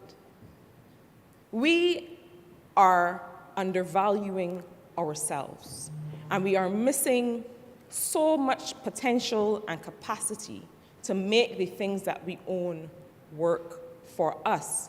In many cases, when you have a true picture of the assets that you own, you may make a different borrowing decision. That picture of your assets will actually affect your interest rate, because when you go to the market with a stronger balance sheet, you get a better interest rate, you have better negotiating power in the market. But I want to say something else quickly before I take my seat, sir. And it is that this issue of creating a clear valuation, a clear inventory of what we have that is of value, doesn't just apply to real estate and transport board fleet or other physical assets. I'm involved in some work now, sir, that looks at valuing, and I know the former Minister of Maritime Affairs, the member for St. Michael South, was also very keen on this when he led that ministry. Valuing natural capital assets. What is the value of the coral reef? What is the value of the ocean? What is the value of the mangroves?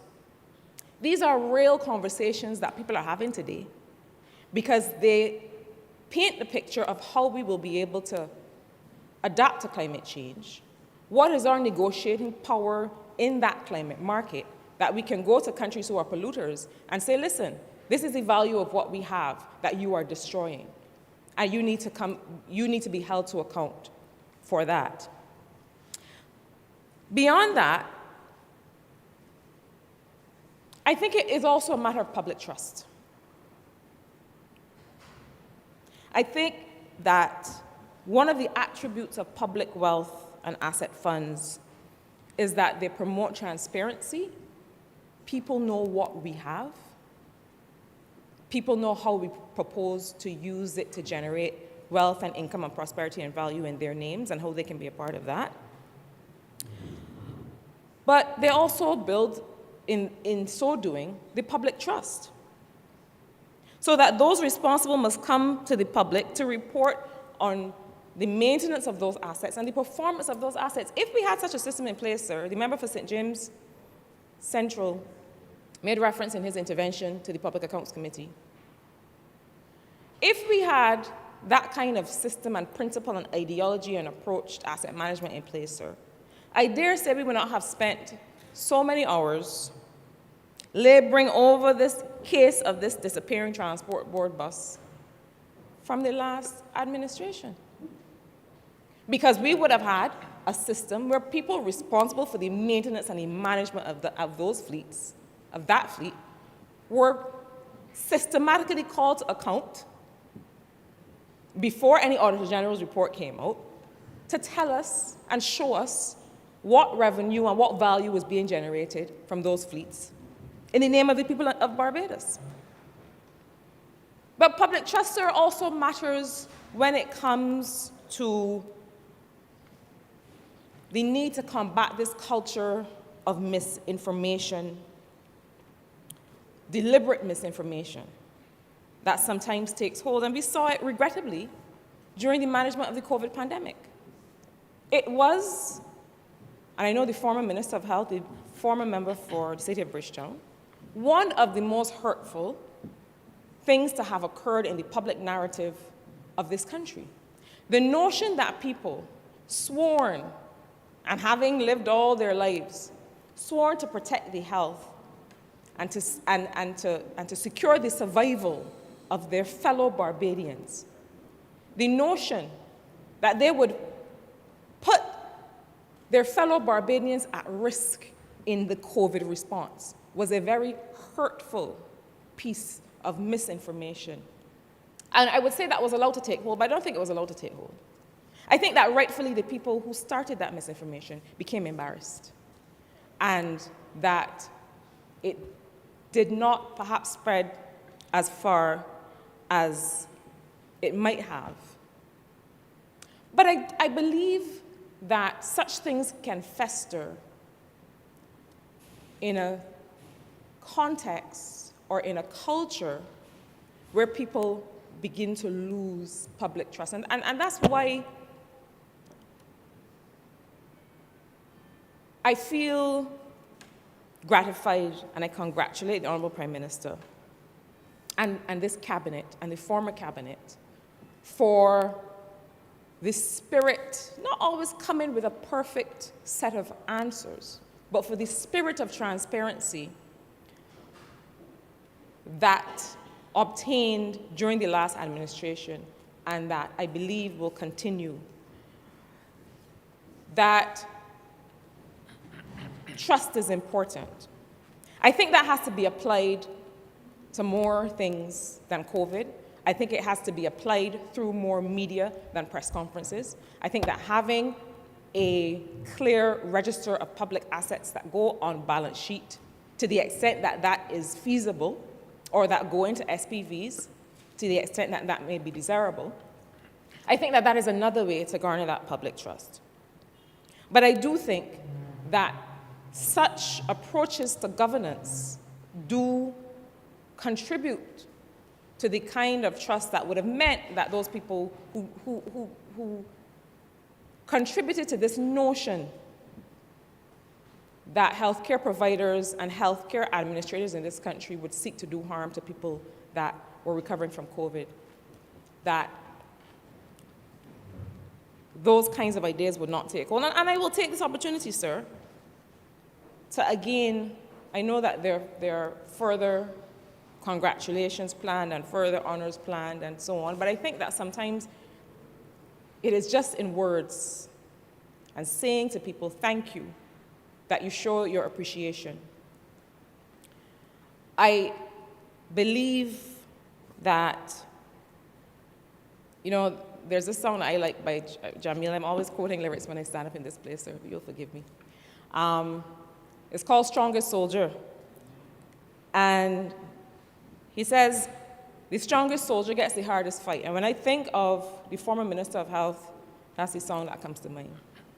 Because he has proven himself in more ways than one, both literally and figuratively, to have been among one of the strongest soldiers among us that had a very difficult fight in responding to COVID. And so I take this opportunity again to publicly salute him and to publicly salute the team that was able to stand shoulder to shoulder with him and work with him through that. And some of them will be honored this week.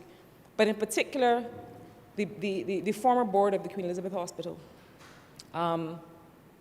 that I believe could never have imagined that they would have to not just deal with the business of the hospital, but also standing up all of the isolation and quarantine facilities at that time. I dare say they were called upon to do more than we would normally think or believe that a board would have to do. And at the same time, being able to begin the process of transformation of the Queen Elizabeth Hospital by standing up the 24-hour clinics, as well as a new accident and emergency department. And I hope I am not speaking out of turn, although I have been known to. When I say that, I do believe that because people have moved on, it does not mean that we should not make them a part of the acknowledgement or the way forward. And I do know there was not a formal opening of that expanded accident and emergency department, which every day, in fact, had to be dynamic and nimble and switch up how they were treating COVID as they treated other emergencies coming to any department in an expanded environment. I know that it hasn't been officially opened. I don't know if there's any intent to officially open it, but I would not mind, as the Member of Parliament opposite that fine institution, attending a ceremony in which the Honourable former Minister was invited to come back and to formally open up that accident and emergency department alongside his current, the current minister, who is now benefiting from some of the tremendous work that his colleague did in that place. I think that these kinds of gestures, beyond standing on ceremony and standing on the official ways that these things tend to be done, these kinds of gestures go a long way to really put your money where your mouth is and show, not just say, but show that you appreciate a person's contribution. And this is not at all to take anything away from the current Minister of Health and the extent to which he has hit the ground running, and I understand is making quite the impression already in a very short space of time. But I do believe that legacy matters, and the legacy of that place is one that I think matters very much to Barbadians. So, sir, I have sought to use this opportunity to speak, not in academic terms, I hope, but to speak to something that I think is missing in our arsenal of public financial management. We need to be able to make visible the assets that we have. We need to be able to use them, govern them, manage them, to make money for regular Barbadians, to bring value to their lives.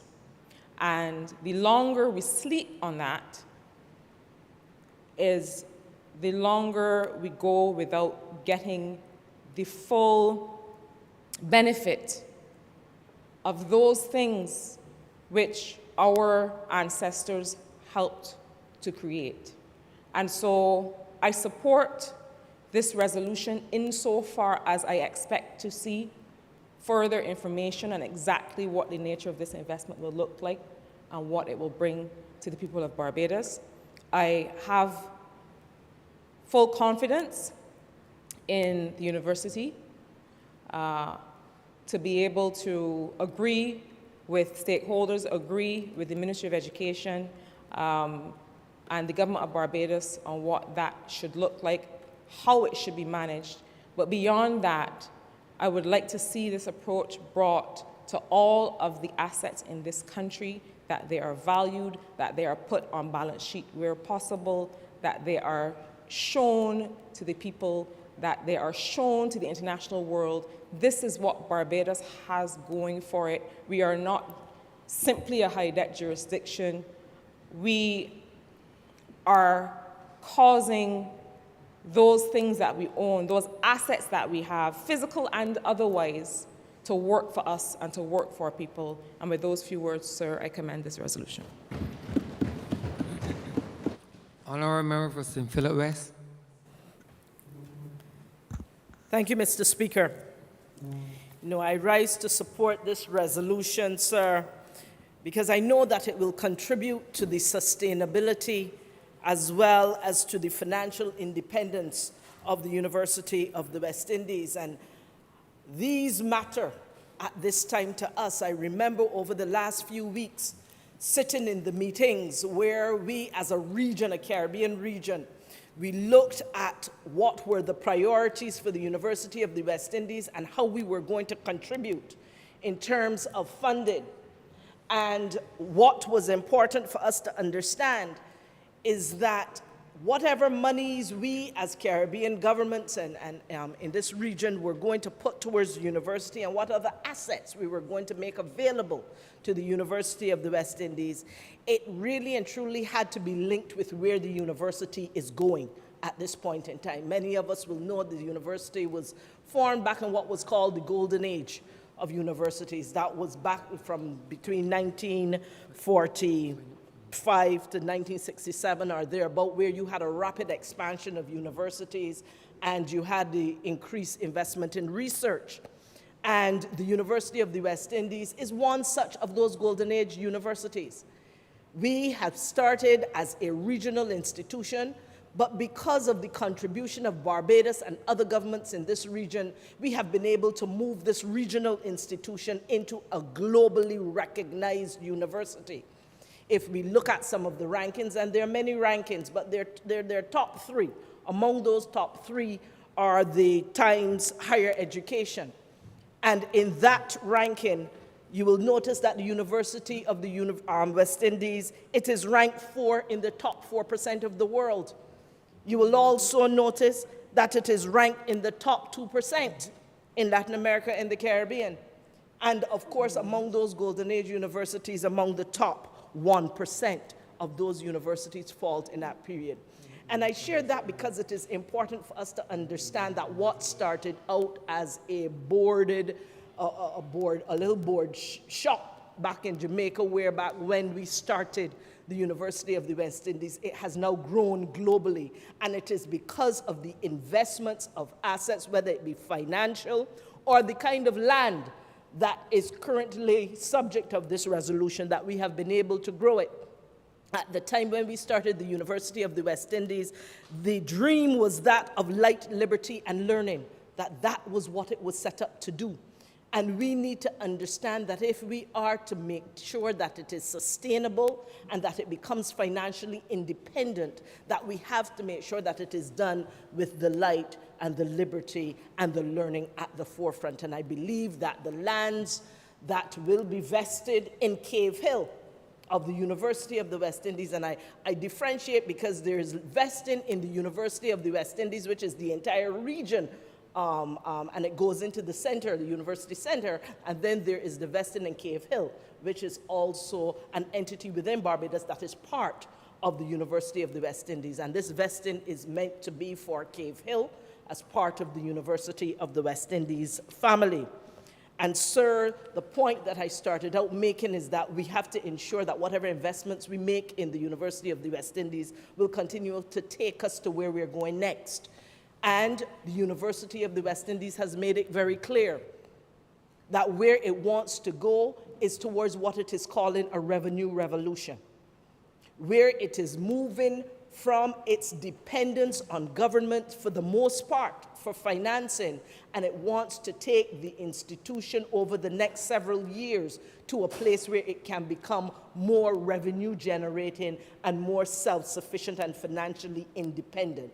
the vesting of this land contributes to that greater strategic vision for the University of the West Indies. You would have heard the member from St. George South say that part of that contribution to helping it to remain sustainable is that, you know what, right now, the University of the West Indies, Cave Hill campus in particular, right here in Barbados, it sits on a number of properties that belong to the government, including this one here. Now, once they're sitting on government land, not that government would ever do it, but government can always say, well, get off our land. Not that this Barbados Labour Party government will ever do so, because we are committed to education in a significant way, and that commitment continues. But in the, pardon me? But in the vesting of this land in Cave Hill, it ensures that this land becomes part of their asset base. And you would have heard other members in here explain how having that as an asset that belongs to them can certainly boost their ability to raise that revenue that they are seeking, that they're on a path to doing, as it relates to moving the university into a more sustainable place. In addition to being able to be more financially sustainable, a key strategic effort that is being made by the University of the West Indies is to monetize its ideas. Monetizing its ideas means making money from the things that the university produces, from the knowledge that it produces, from the products that it produces, from the research that it does, so that research doesn't just sit and become dusted paper on shelves, but it really and truly becomes the kind of work that can be put to use for the people of the region, and also to be applied to global issues and to solve global problems. The effort is that we look for the major areas of growth and expansion for the university, and the university is well advanced in its effort to identify what these specific areas are, and then to be able to exploit these areas to be able to generate more revenue for the university that will then enable it to do more for the people of the region, as well as to better position itself in the globe. And so the monetizing of ideas is another second part of that strategic vision that this vesting of land will help to expand, to support at this time. Thirdly, it's the internationalization of the university. It has a big, long word. Basically, it is making the university more international. And with that, it is about the exports, the education exports. It is about the foreign students that, just as Barbadian students will go to school in England and Canada and China and the US and other places, that we are able also to attract international students to Barbados. And part of that internationalization gives us access to the cultures of the world. It helps to broaden our world's view. It helps to expand our thinking. It helps us to be able to advance the whole effort we're making towards second language. There are many benefits of us seeking to internationalize the University of the West Indies that will redound to the benefit of the Caribbean region and, in truth, improve our footprint globally. And so the support that I am giving to this resolution, it speaks to the sustainability, the financial independence, the monetizing of the ideas of the university, and the internationalization of the university.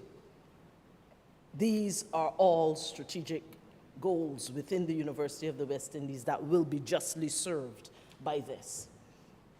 And I will be short because I believe that many of my other colleagues have explored a number of the other areas that make this resolution so significant and so worthy of support at this time. But I cannot close without saying that this Barbados Labour Party government and this administration, this and the next, has continued to demonstrate that by providing opportunity to more persons, to more of our young people, to more of our older persons as well, to be able to get an education, we are indeed on the rise again in terms of meeting our objective of ensuring that we have at least one university graduate in each household that is contributing and living a viable life and financing their families in a meaningful way.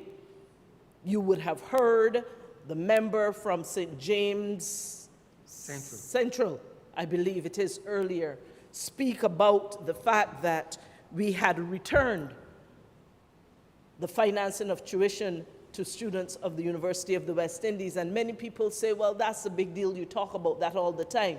But let me share with you a little bit of the numbers that can let you see the impact that the policy of the Barbados Labour Party administration to pay tuition fees, that kind of impact just in the short period of time. In the year 2013-2014, remember the refusal to pay tuition by the former Democratic Labour Party would have started back, I believe, in 2014.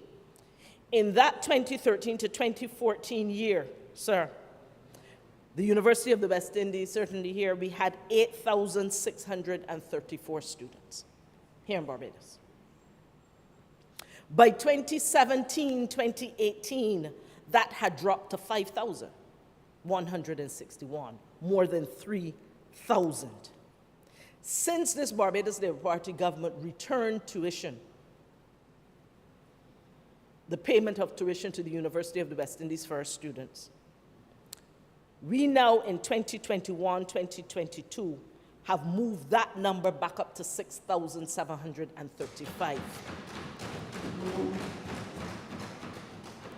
And it is anticipated that if we continue on our current level of intake, 2022-2023 will indeed be a much bigger year.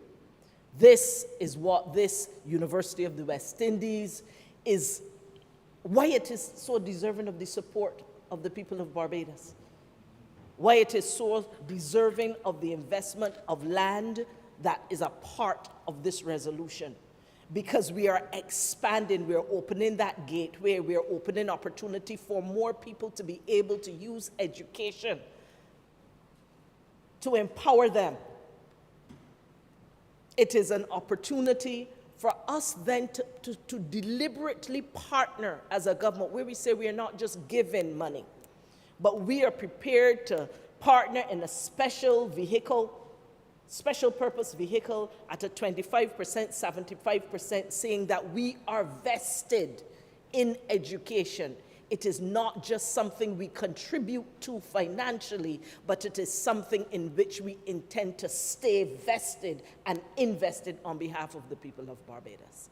And it is with these few words, Mr. Speaker, that I lend my full support to this resolution for the vesting of lands in St. Joseph. Honourable Member for St. Philip North.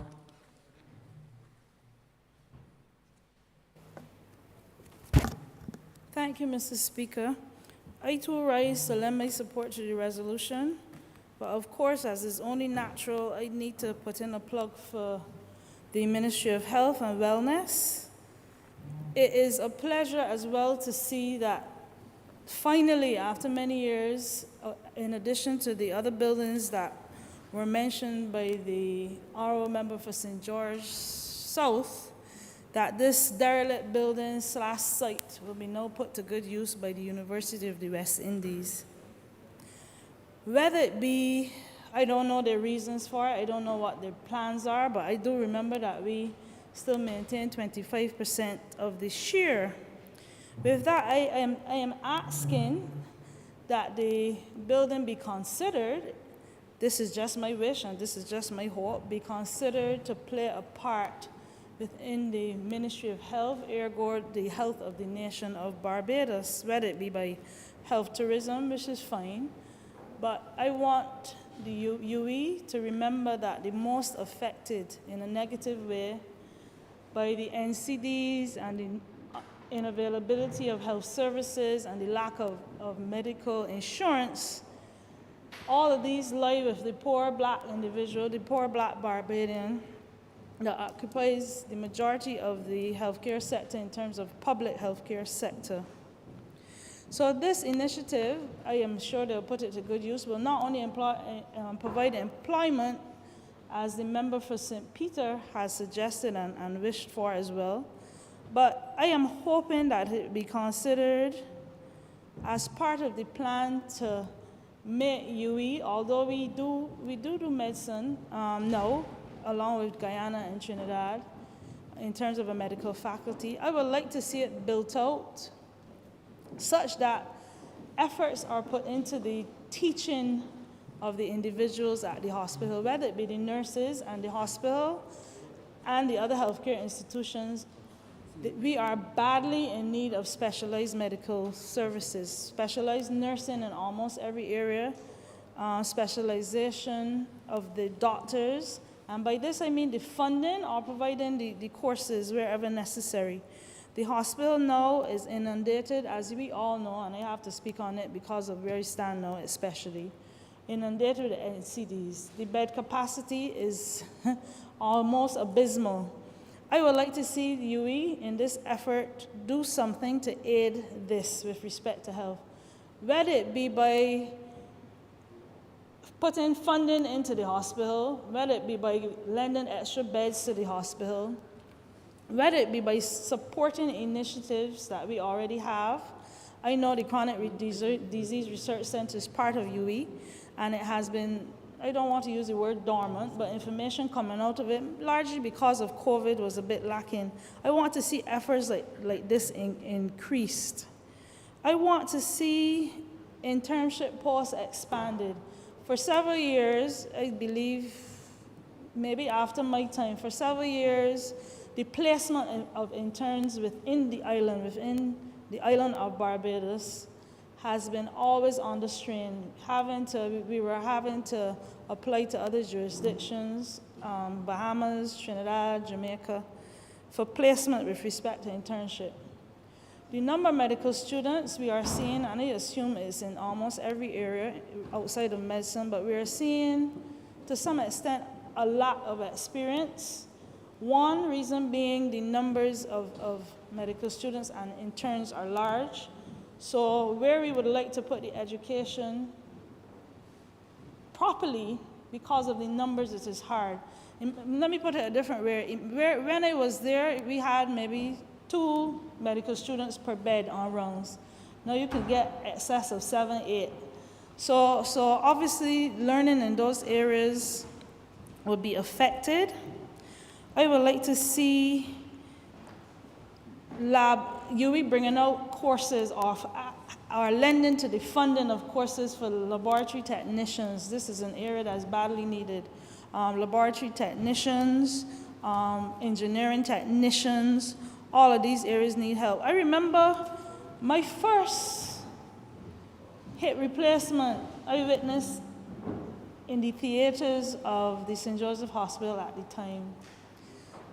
Obviously, it would have been fascinating at that point in time, as it still is now, but we have lost that extra spacing where we could do these large time-consuming operations in another place, whether it be for private or public persons, individuals in the community.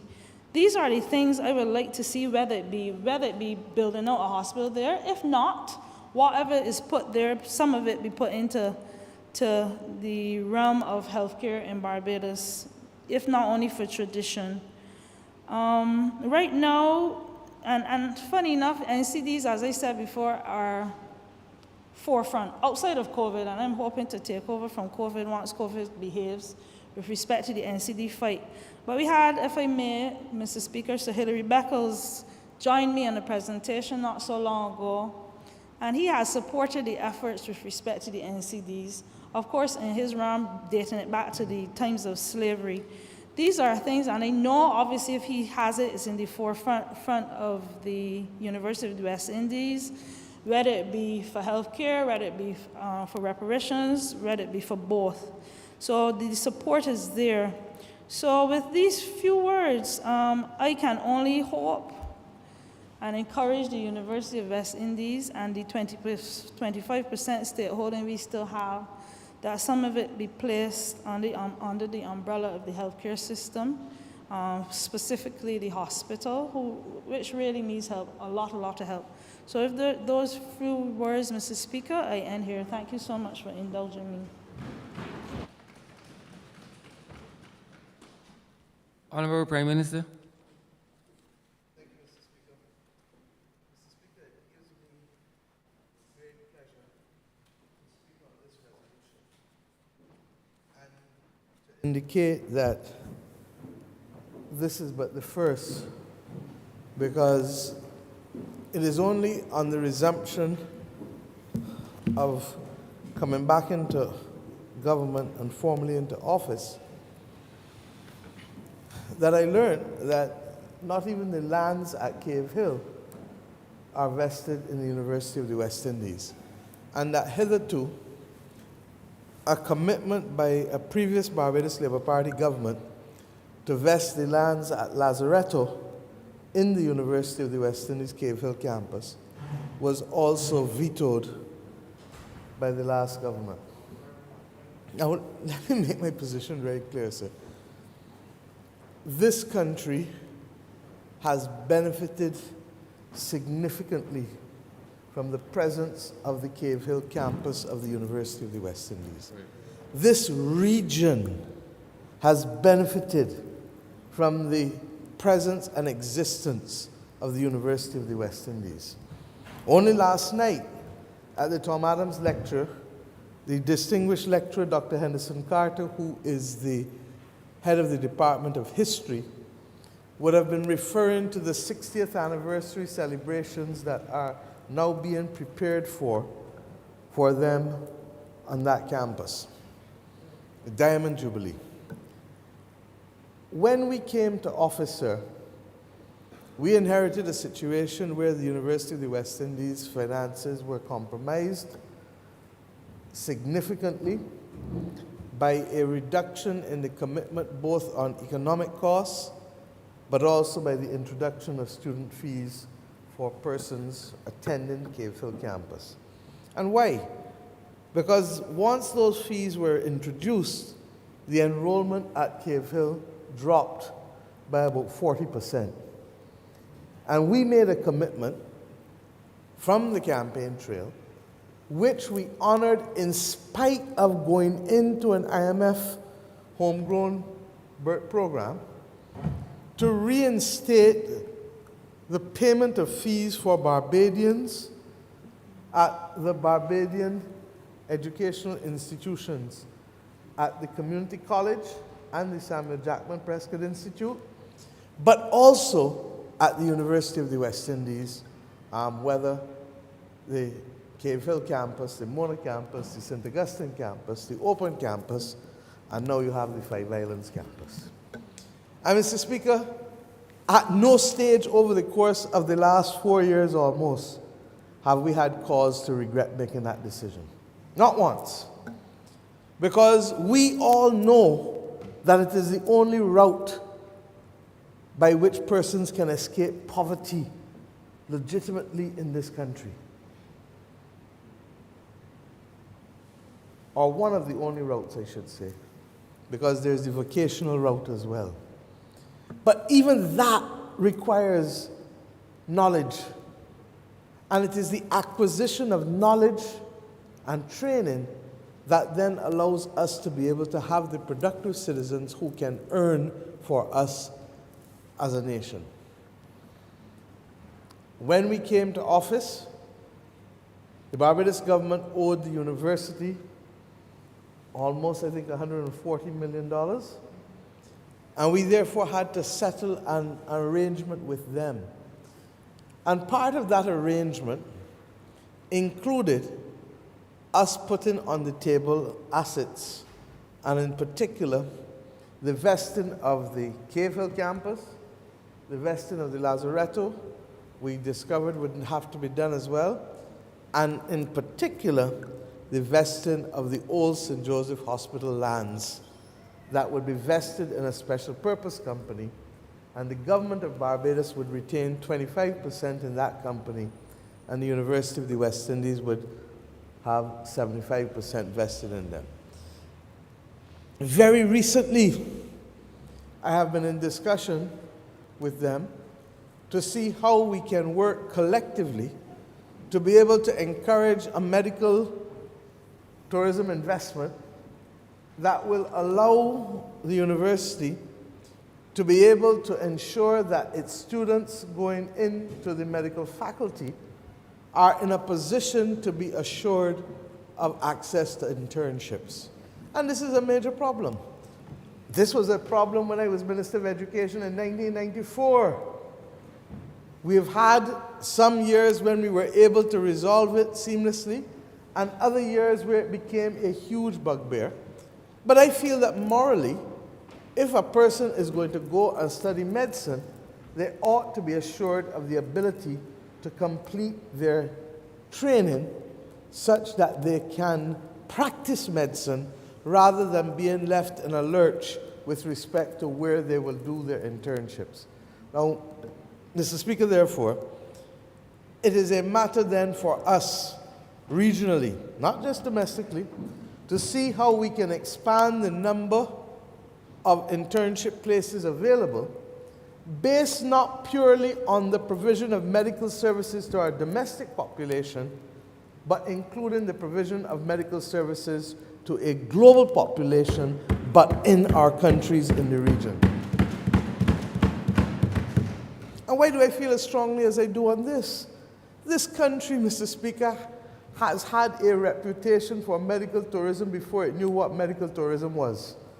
And you only need to look at why George Washington left the United States of America to come to Barbados. He came to Barbados for his brother to be able to recuperate from the respiratory problems that he was having. This is a country that constructed a psychiatric hospital in the 19th century.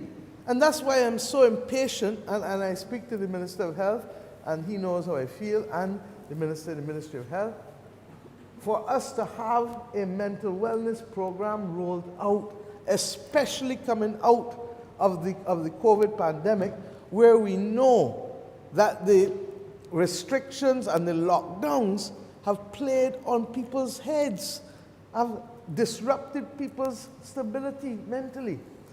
And I feel that in this country that has distinguished itself in the provision of public health services and the settlement of public health policy, we have been the ones who have exported the great public health advisors of the 20th century in the Caribbean. Sir George Allen, who became Director General of the Pan American Health Organization. Sir Kenneth Standard in the University of the West Indies. Sir Kenneth Stewart. Barbados has a distinguished record, and we had to. When you live on 166 square miles, the one thing that must matter is public health, because we live cheek by jowl. But in addition to public health, the provision of medical tourism can range the entire gamut of services, and in my view, we have now to be serious about going about it. We built a hospital at Harrison's Point in 4 weeks. In 4 weeks. And it tells us what we can do if we put our mind to it. Now, I want to speak to that because in 1995, the current Minister for Education was the director of the Youth Entrepreneur Scheme and used to attend a weekly management meeting, so she will recall. We moved the Barbados Youth Service to Harrison's Point. It lasted there for a few years, and after I left, whatever reasons were taken, they were moved from there. No problem, except the buildings became derelict. And all the money the government of Barbados had invested went into Maxwell Pond. The youngsters may not know what Maxwell Pond is. Went into the earth. As Attorney General and Minister of Home Affairs, in 2005, when the prison burnt, I remember going to St. Lucie with Major Banks and others, and the then commissioner. And we went to the old plant of Atlantic Manufacturing, which was obliquely opposite St. Lucie Parish Church. I'll never forget it, because when we were there is when we learned about the death of one of the persons in the prison, because that was the day after the fire had happened. We settled, and we agreed that it was perfect for conversion, and that we would have to add on to it as we went along. By 9 o'clock the night when I walked into my house, Major Binks called me and said, "Attorney General, I'm sorry to report to you that that building will not withstand a Category 1 hurricane." I said, "Major Binks, we didn't tell him at all. If it's not going to withstand a Category 1 hurricane, we are now in the month, I think it was the end of April. How am I going to tell Parliament and the taxpayers that we're going to fix up a building that may not withstand a Category 1 hurricane and may not be standing by the end of the hurricane season?" I said, "Please inform the Commissioner of Police and the Chief of Staff. It is now 9:25. Meet me at Harrison's Point at 11 o'clock that same night." And the poor officers had just gotten home, everybody bathed and come back down the road. We went to St. Lucie and went in to the building that has the submarine, had the submarine facility, the one right on the coast. The building, I swear, had not been opened up for years. And when the rats started to move, I will not say which men started to move too. Suffice it to say that it was clear that that would require too much work. When we were going back up the hill, however, we came across these other buildings, and we stopped the cars. We had no measuring tape, and I said to the then Commissioner and Chief of Staff, I said, "Look, both of you look as though you got feet that we can, once we pace this out, we can get a rough thing."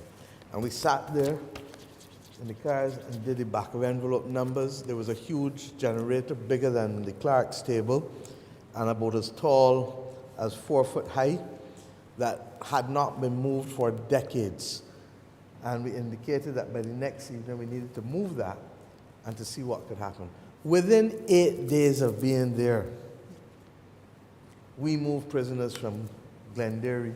It wasn't Glenderry, sorry, it was the building in St. Philip, the BIDC building in St. Philip, and brought them down there with the exception of the prisoners who were on death row, who went to District E police station at Speightstown. You will recall, sir.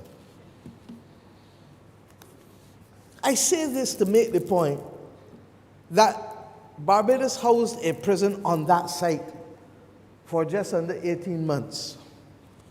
I was the most shocked person when I went with the Attorney General at the end of February. The member for St. Peter, the Honourable member for St. Peter would know it was the evening that we were opening and renaming your predecessor's highway, K&R Husbands, the Honourable K&R Husbands, Doc Husbands as he was affectionately known. And I said to the AG, before it gets dark, let us go to Harrison's Point, because in my mind, I believe that this can be the location for us to put a dedicated facility so that we do not bring COVID into the hospital easily or at all, and that we need to have a separate place in order to do that. When we got there, 15-foot high bush, every wire removed, every conduit removed, every window and door removed. Now, why am I giving you this discussion in the middle of this resolution? Because, Mr. Speaker, this government and any future government must not allow that facility, which has now been used 3 times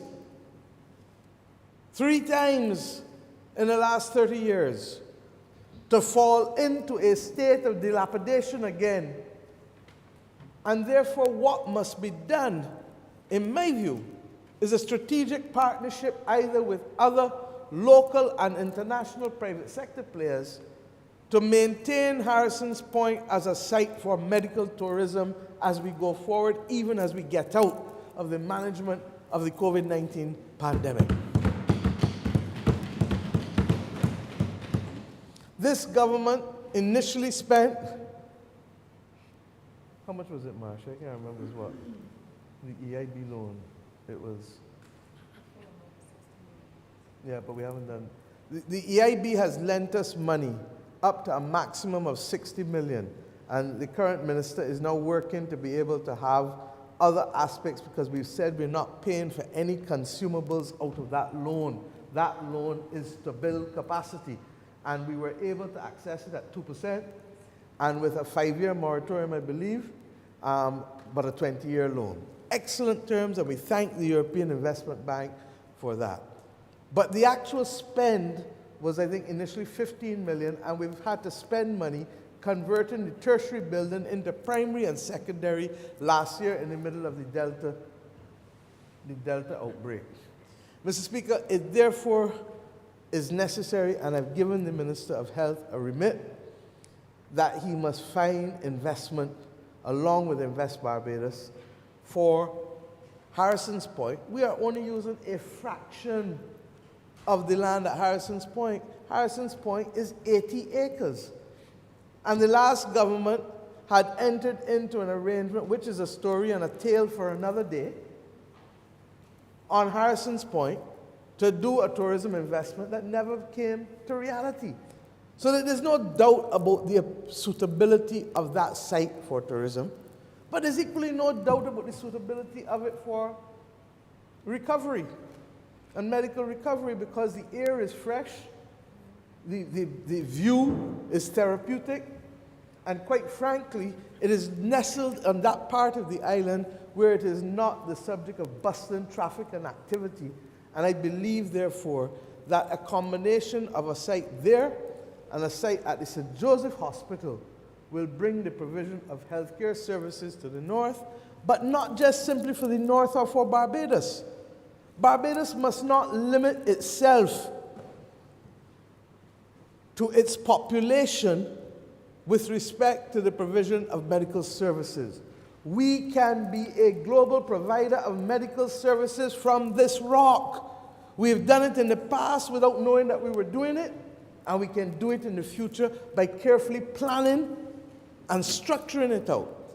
And I'm open to all players and all partners. And if there is, for example, a determination that the University of the West Indies, through this SPV, may want to partner with those who ultimately go in at Harrison's Point too, so that you have a facility that is capable of servicing an international market and providing medical services at a fraction of the cost that you would otherwise access them in the developed world, then this is our business and we must go for it.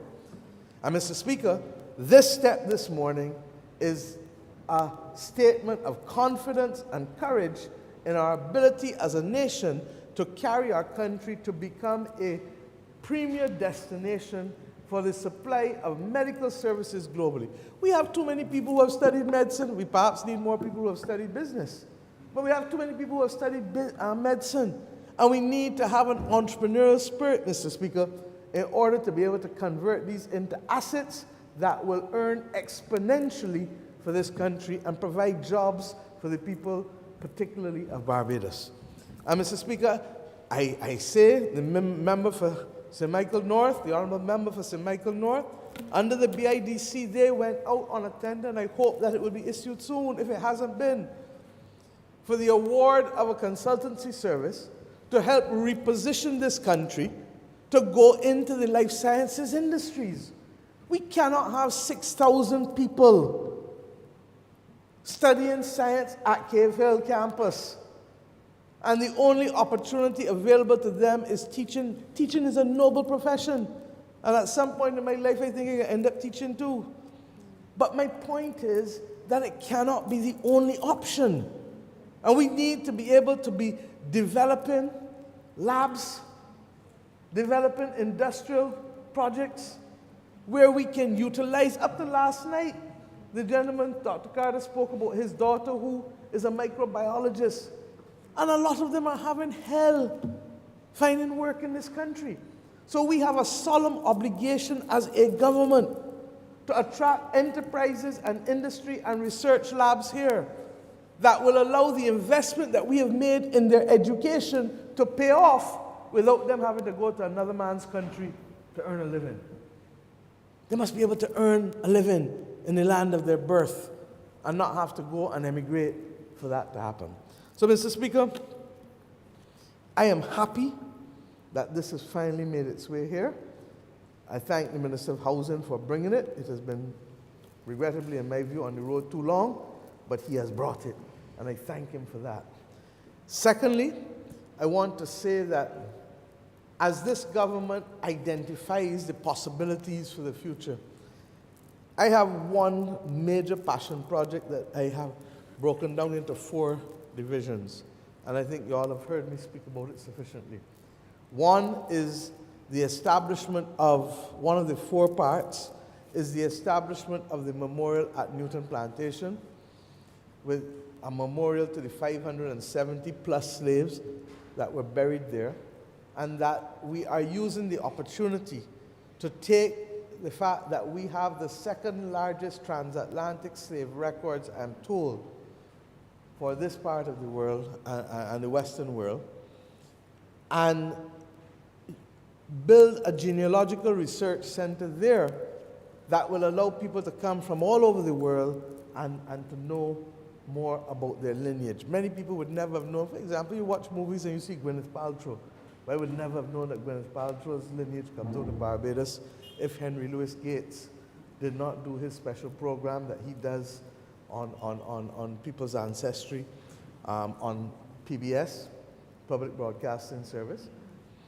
But we also need a museum ensuring that slavery or forced migration does not become a part of the language of this hemisphere or this world again.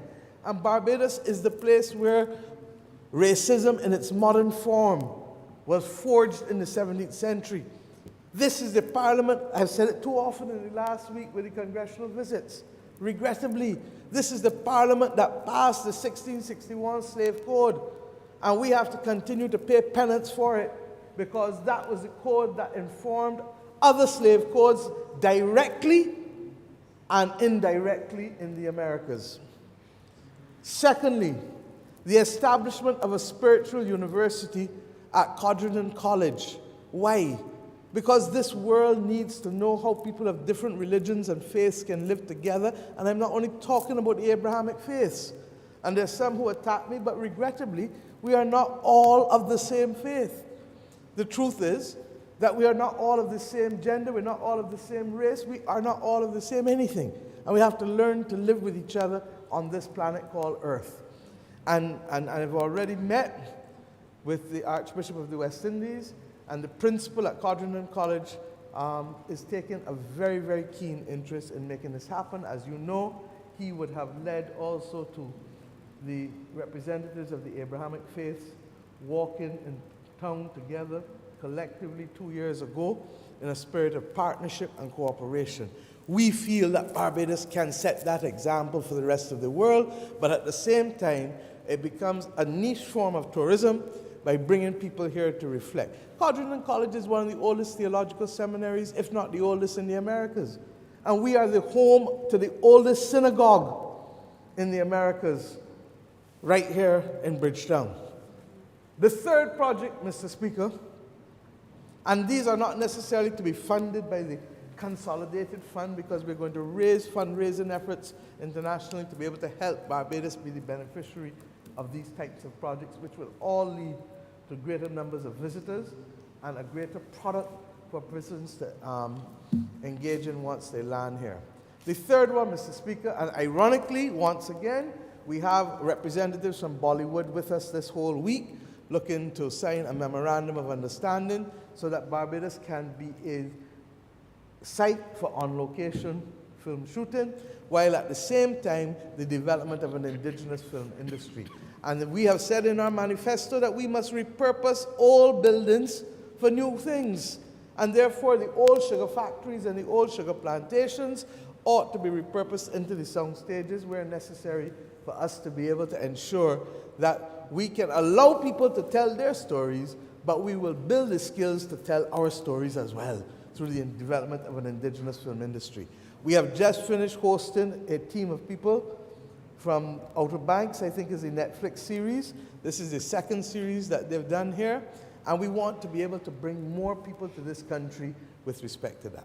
And the fourth limb of those passion projects is the University of the West Indies' role in helping to settle policy for small island developing states.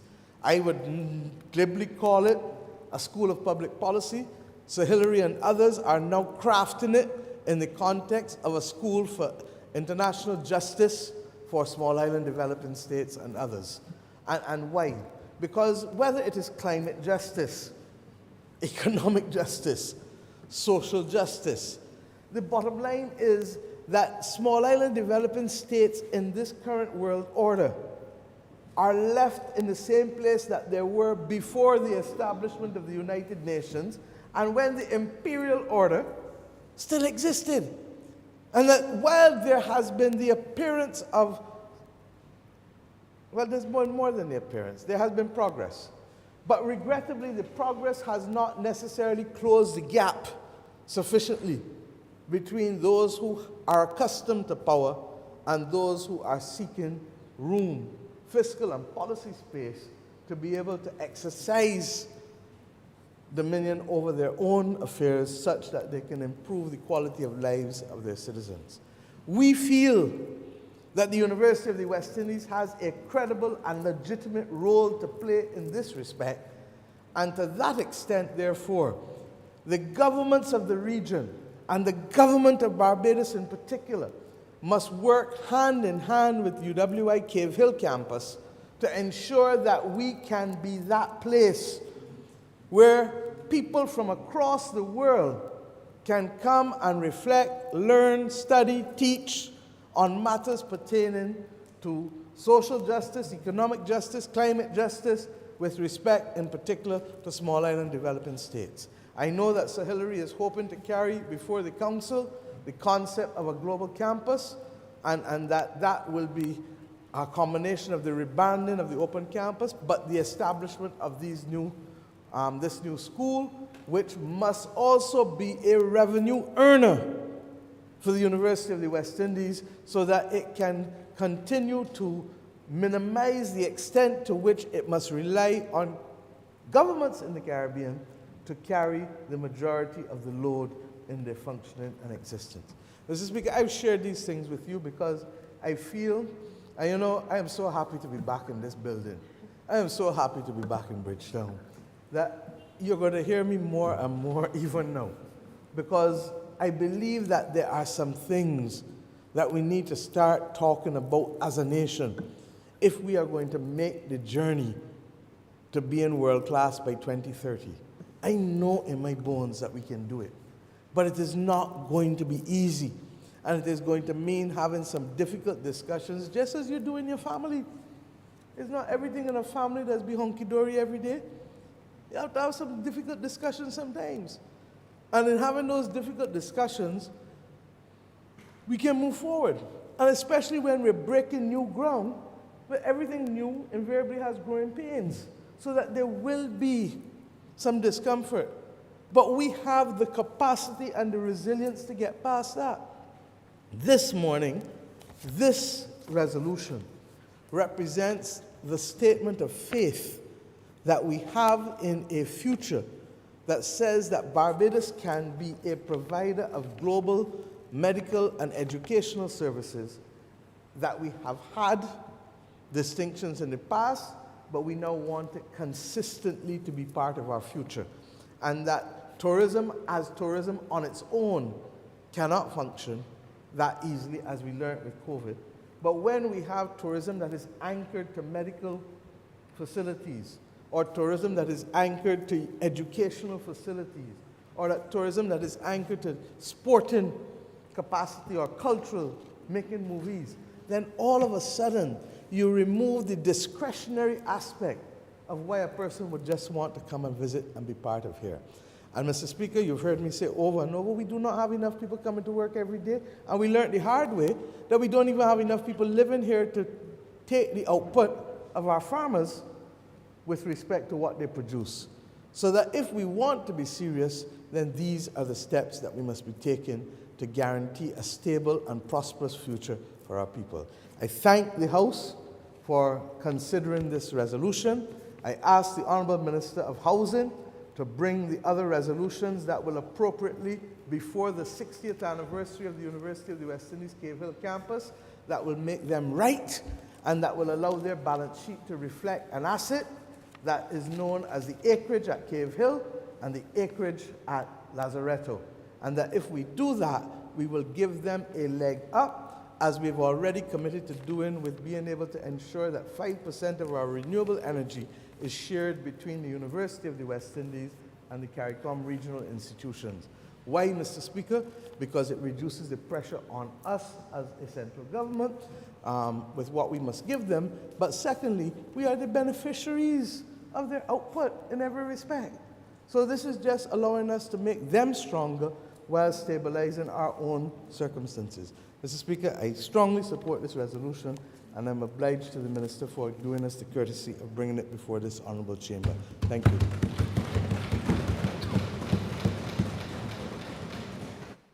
Honourable Member for St. George South. Thank you, Mr. Speaker. First, let me thank the Prime Minister. I don't want to use the phrase putting the icing on the cake, because this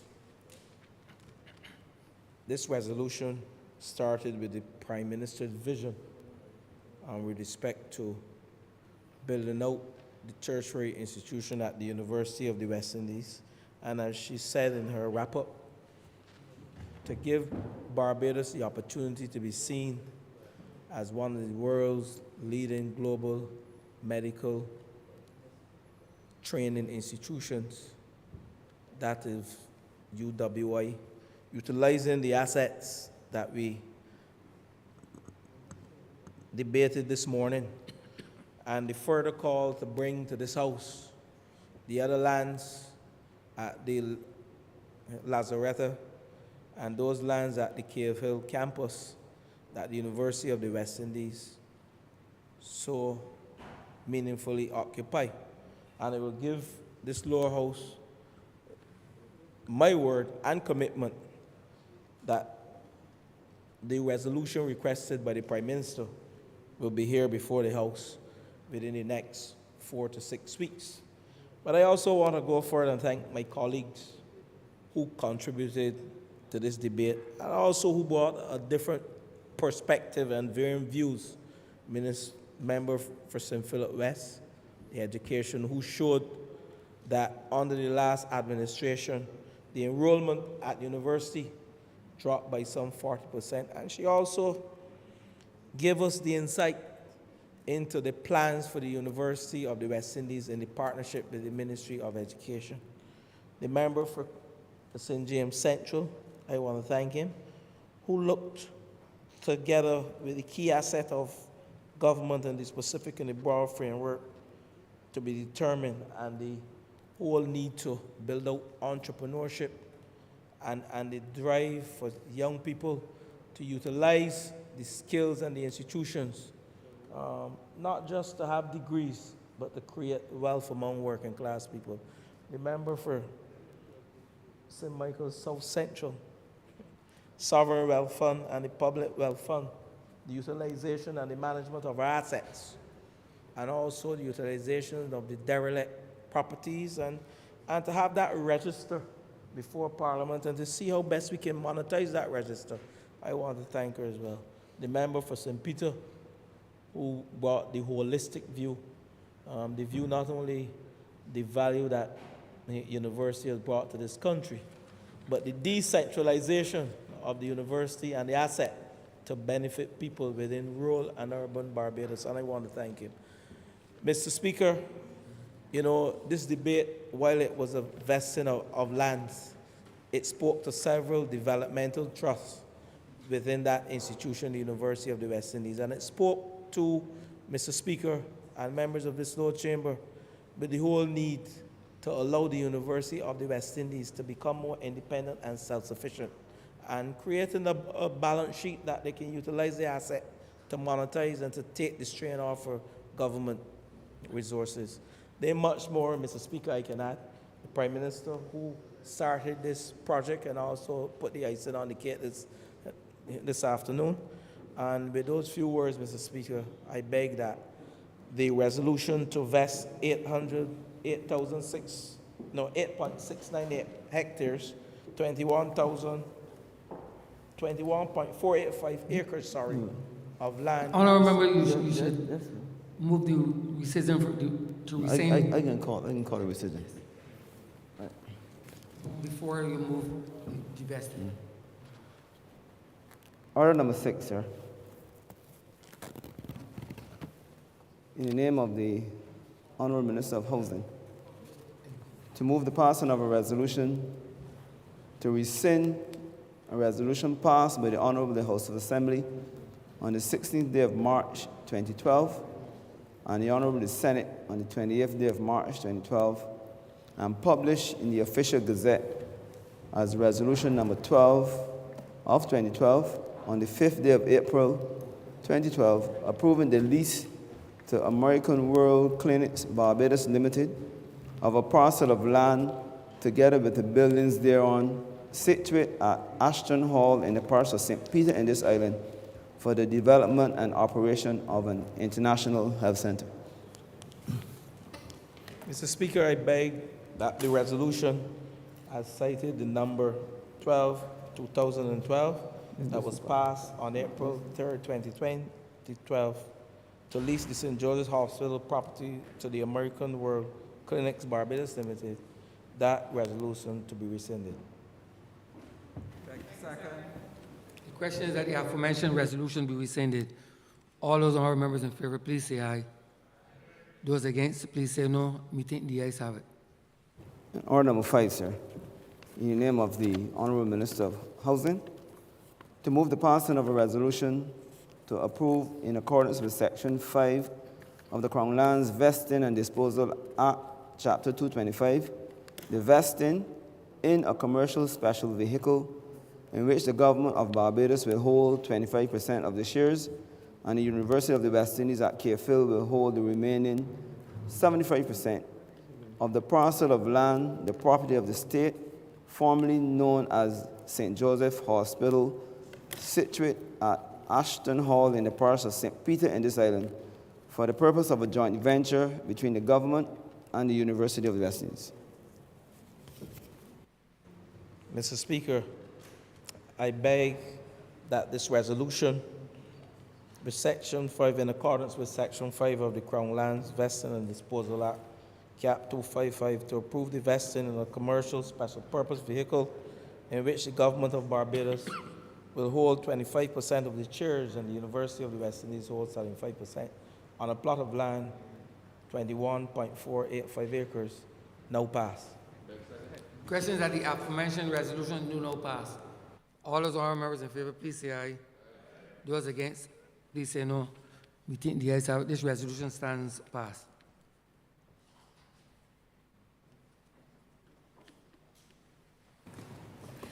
Honourable Leader, Government Business.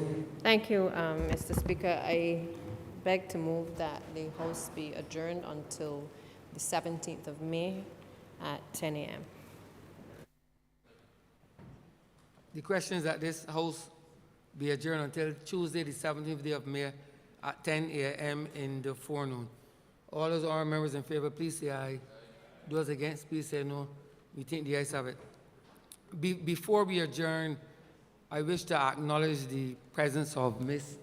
Alicia Todd, the Director General of Part Americas, which is headquarters in Canada.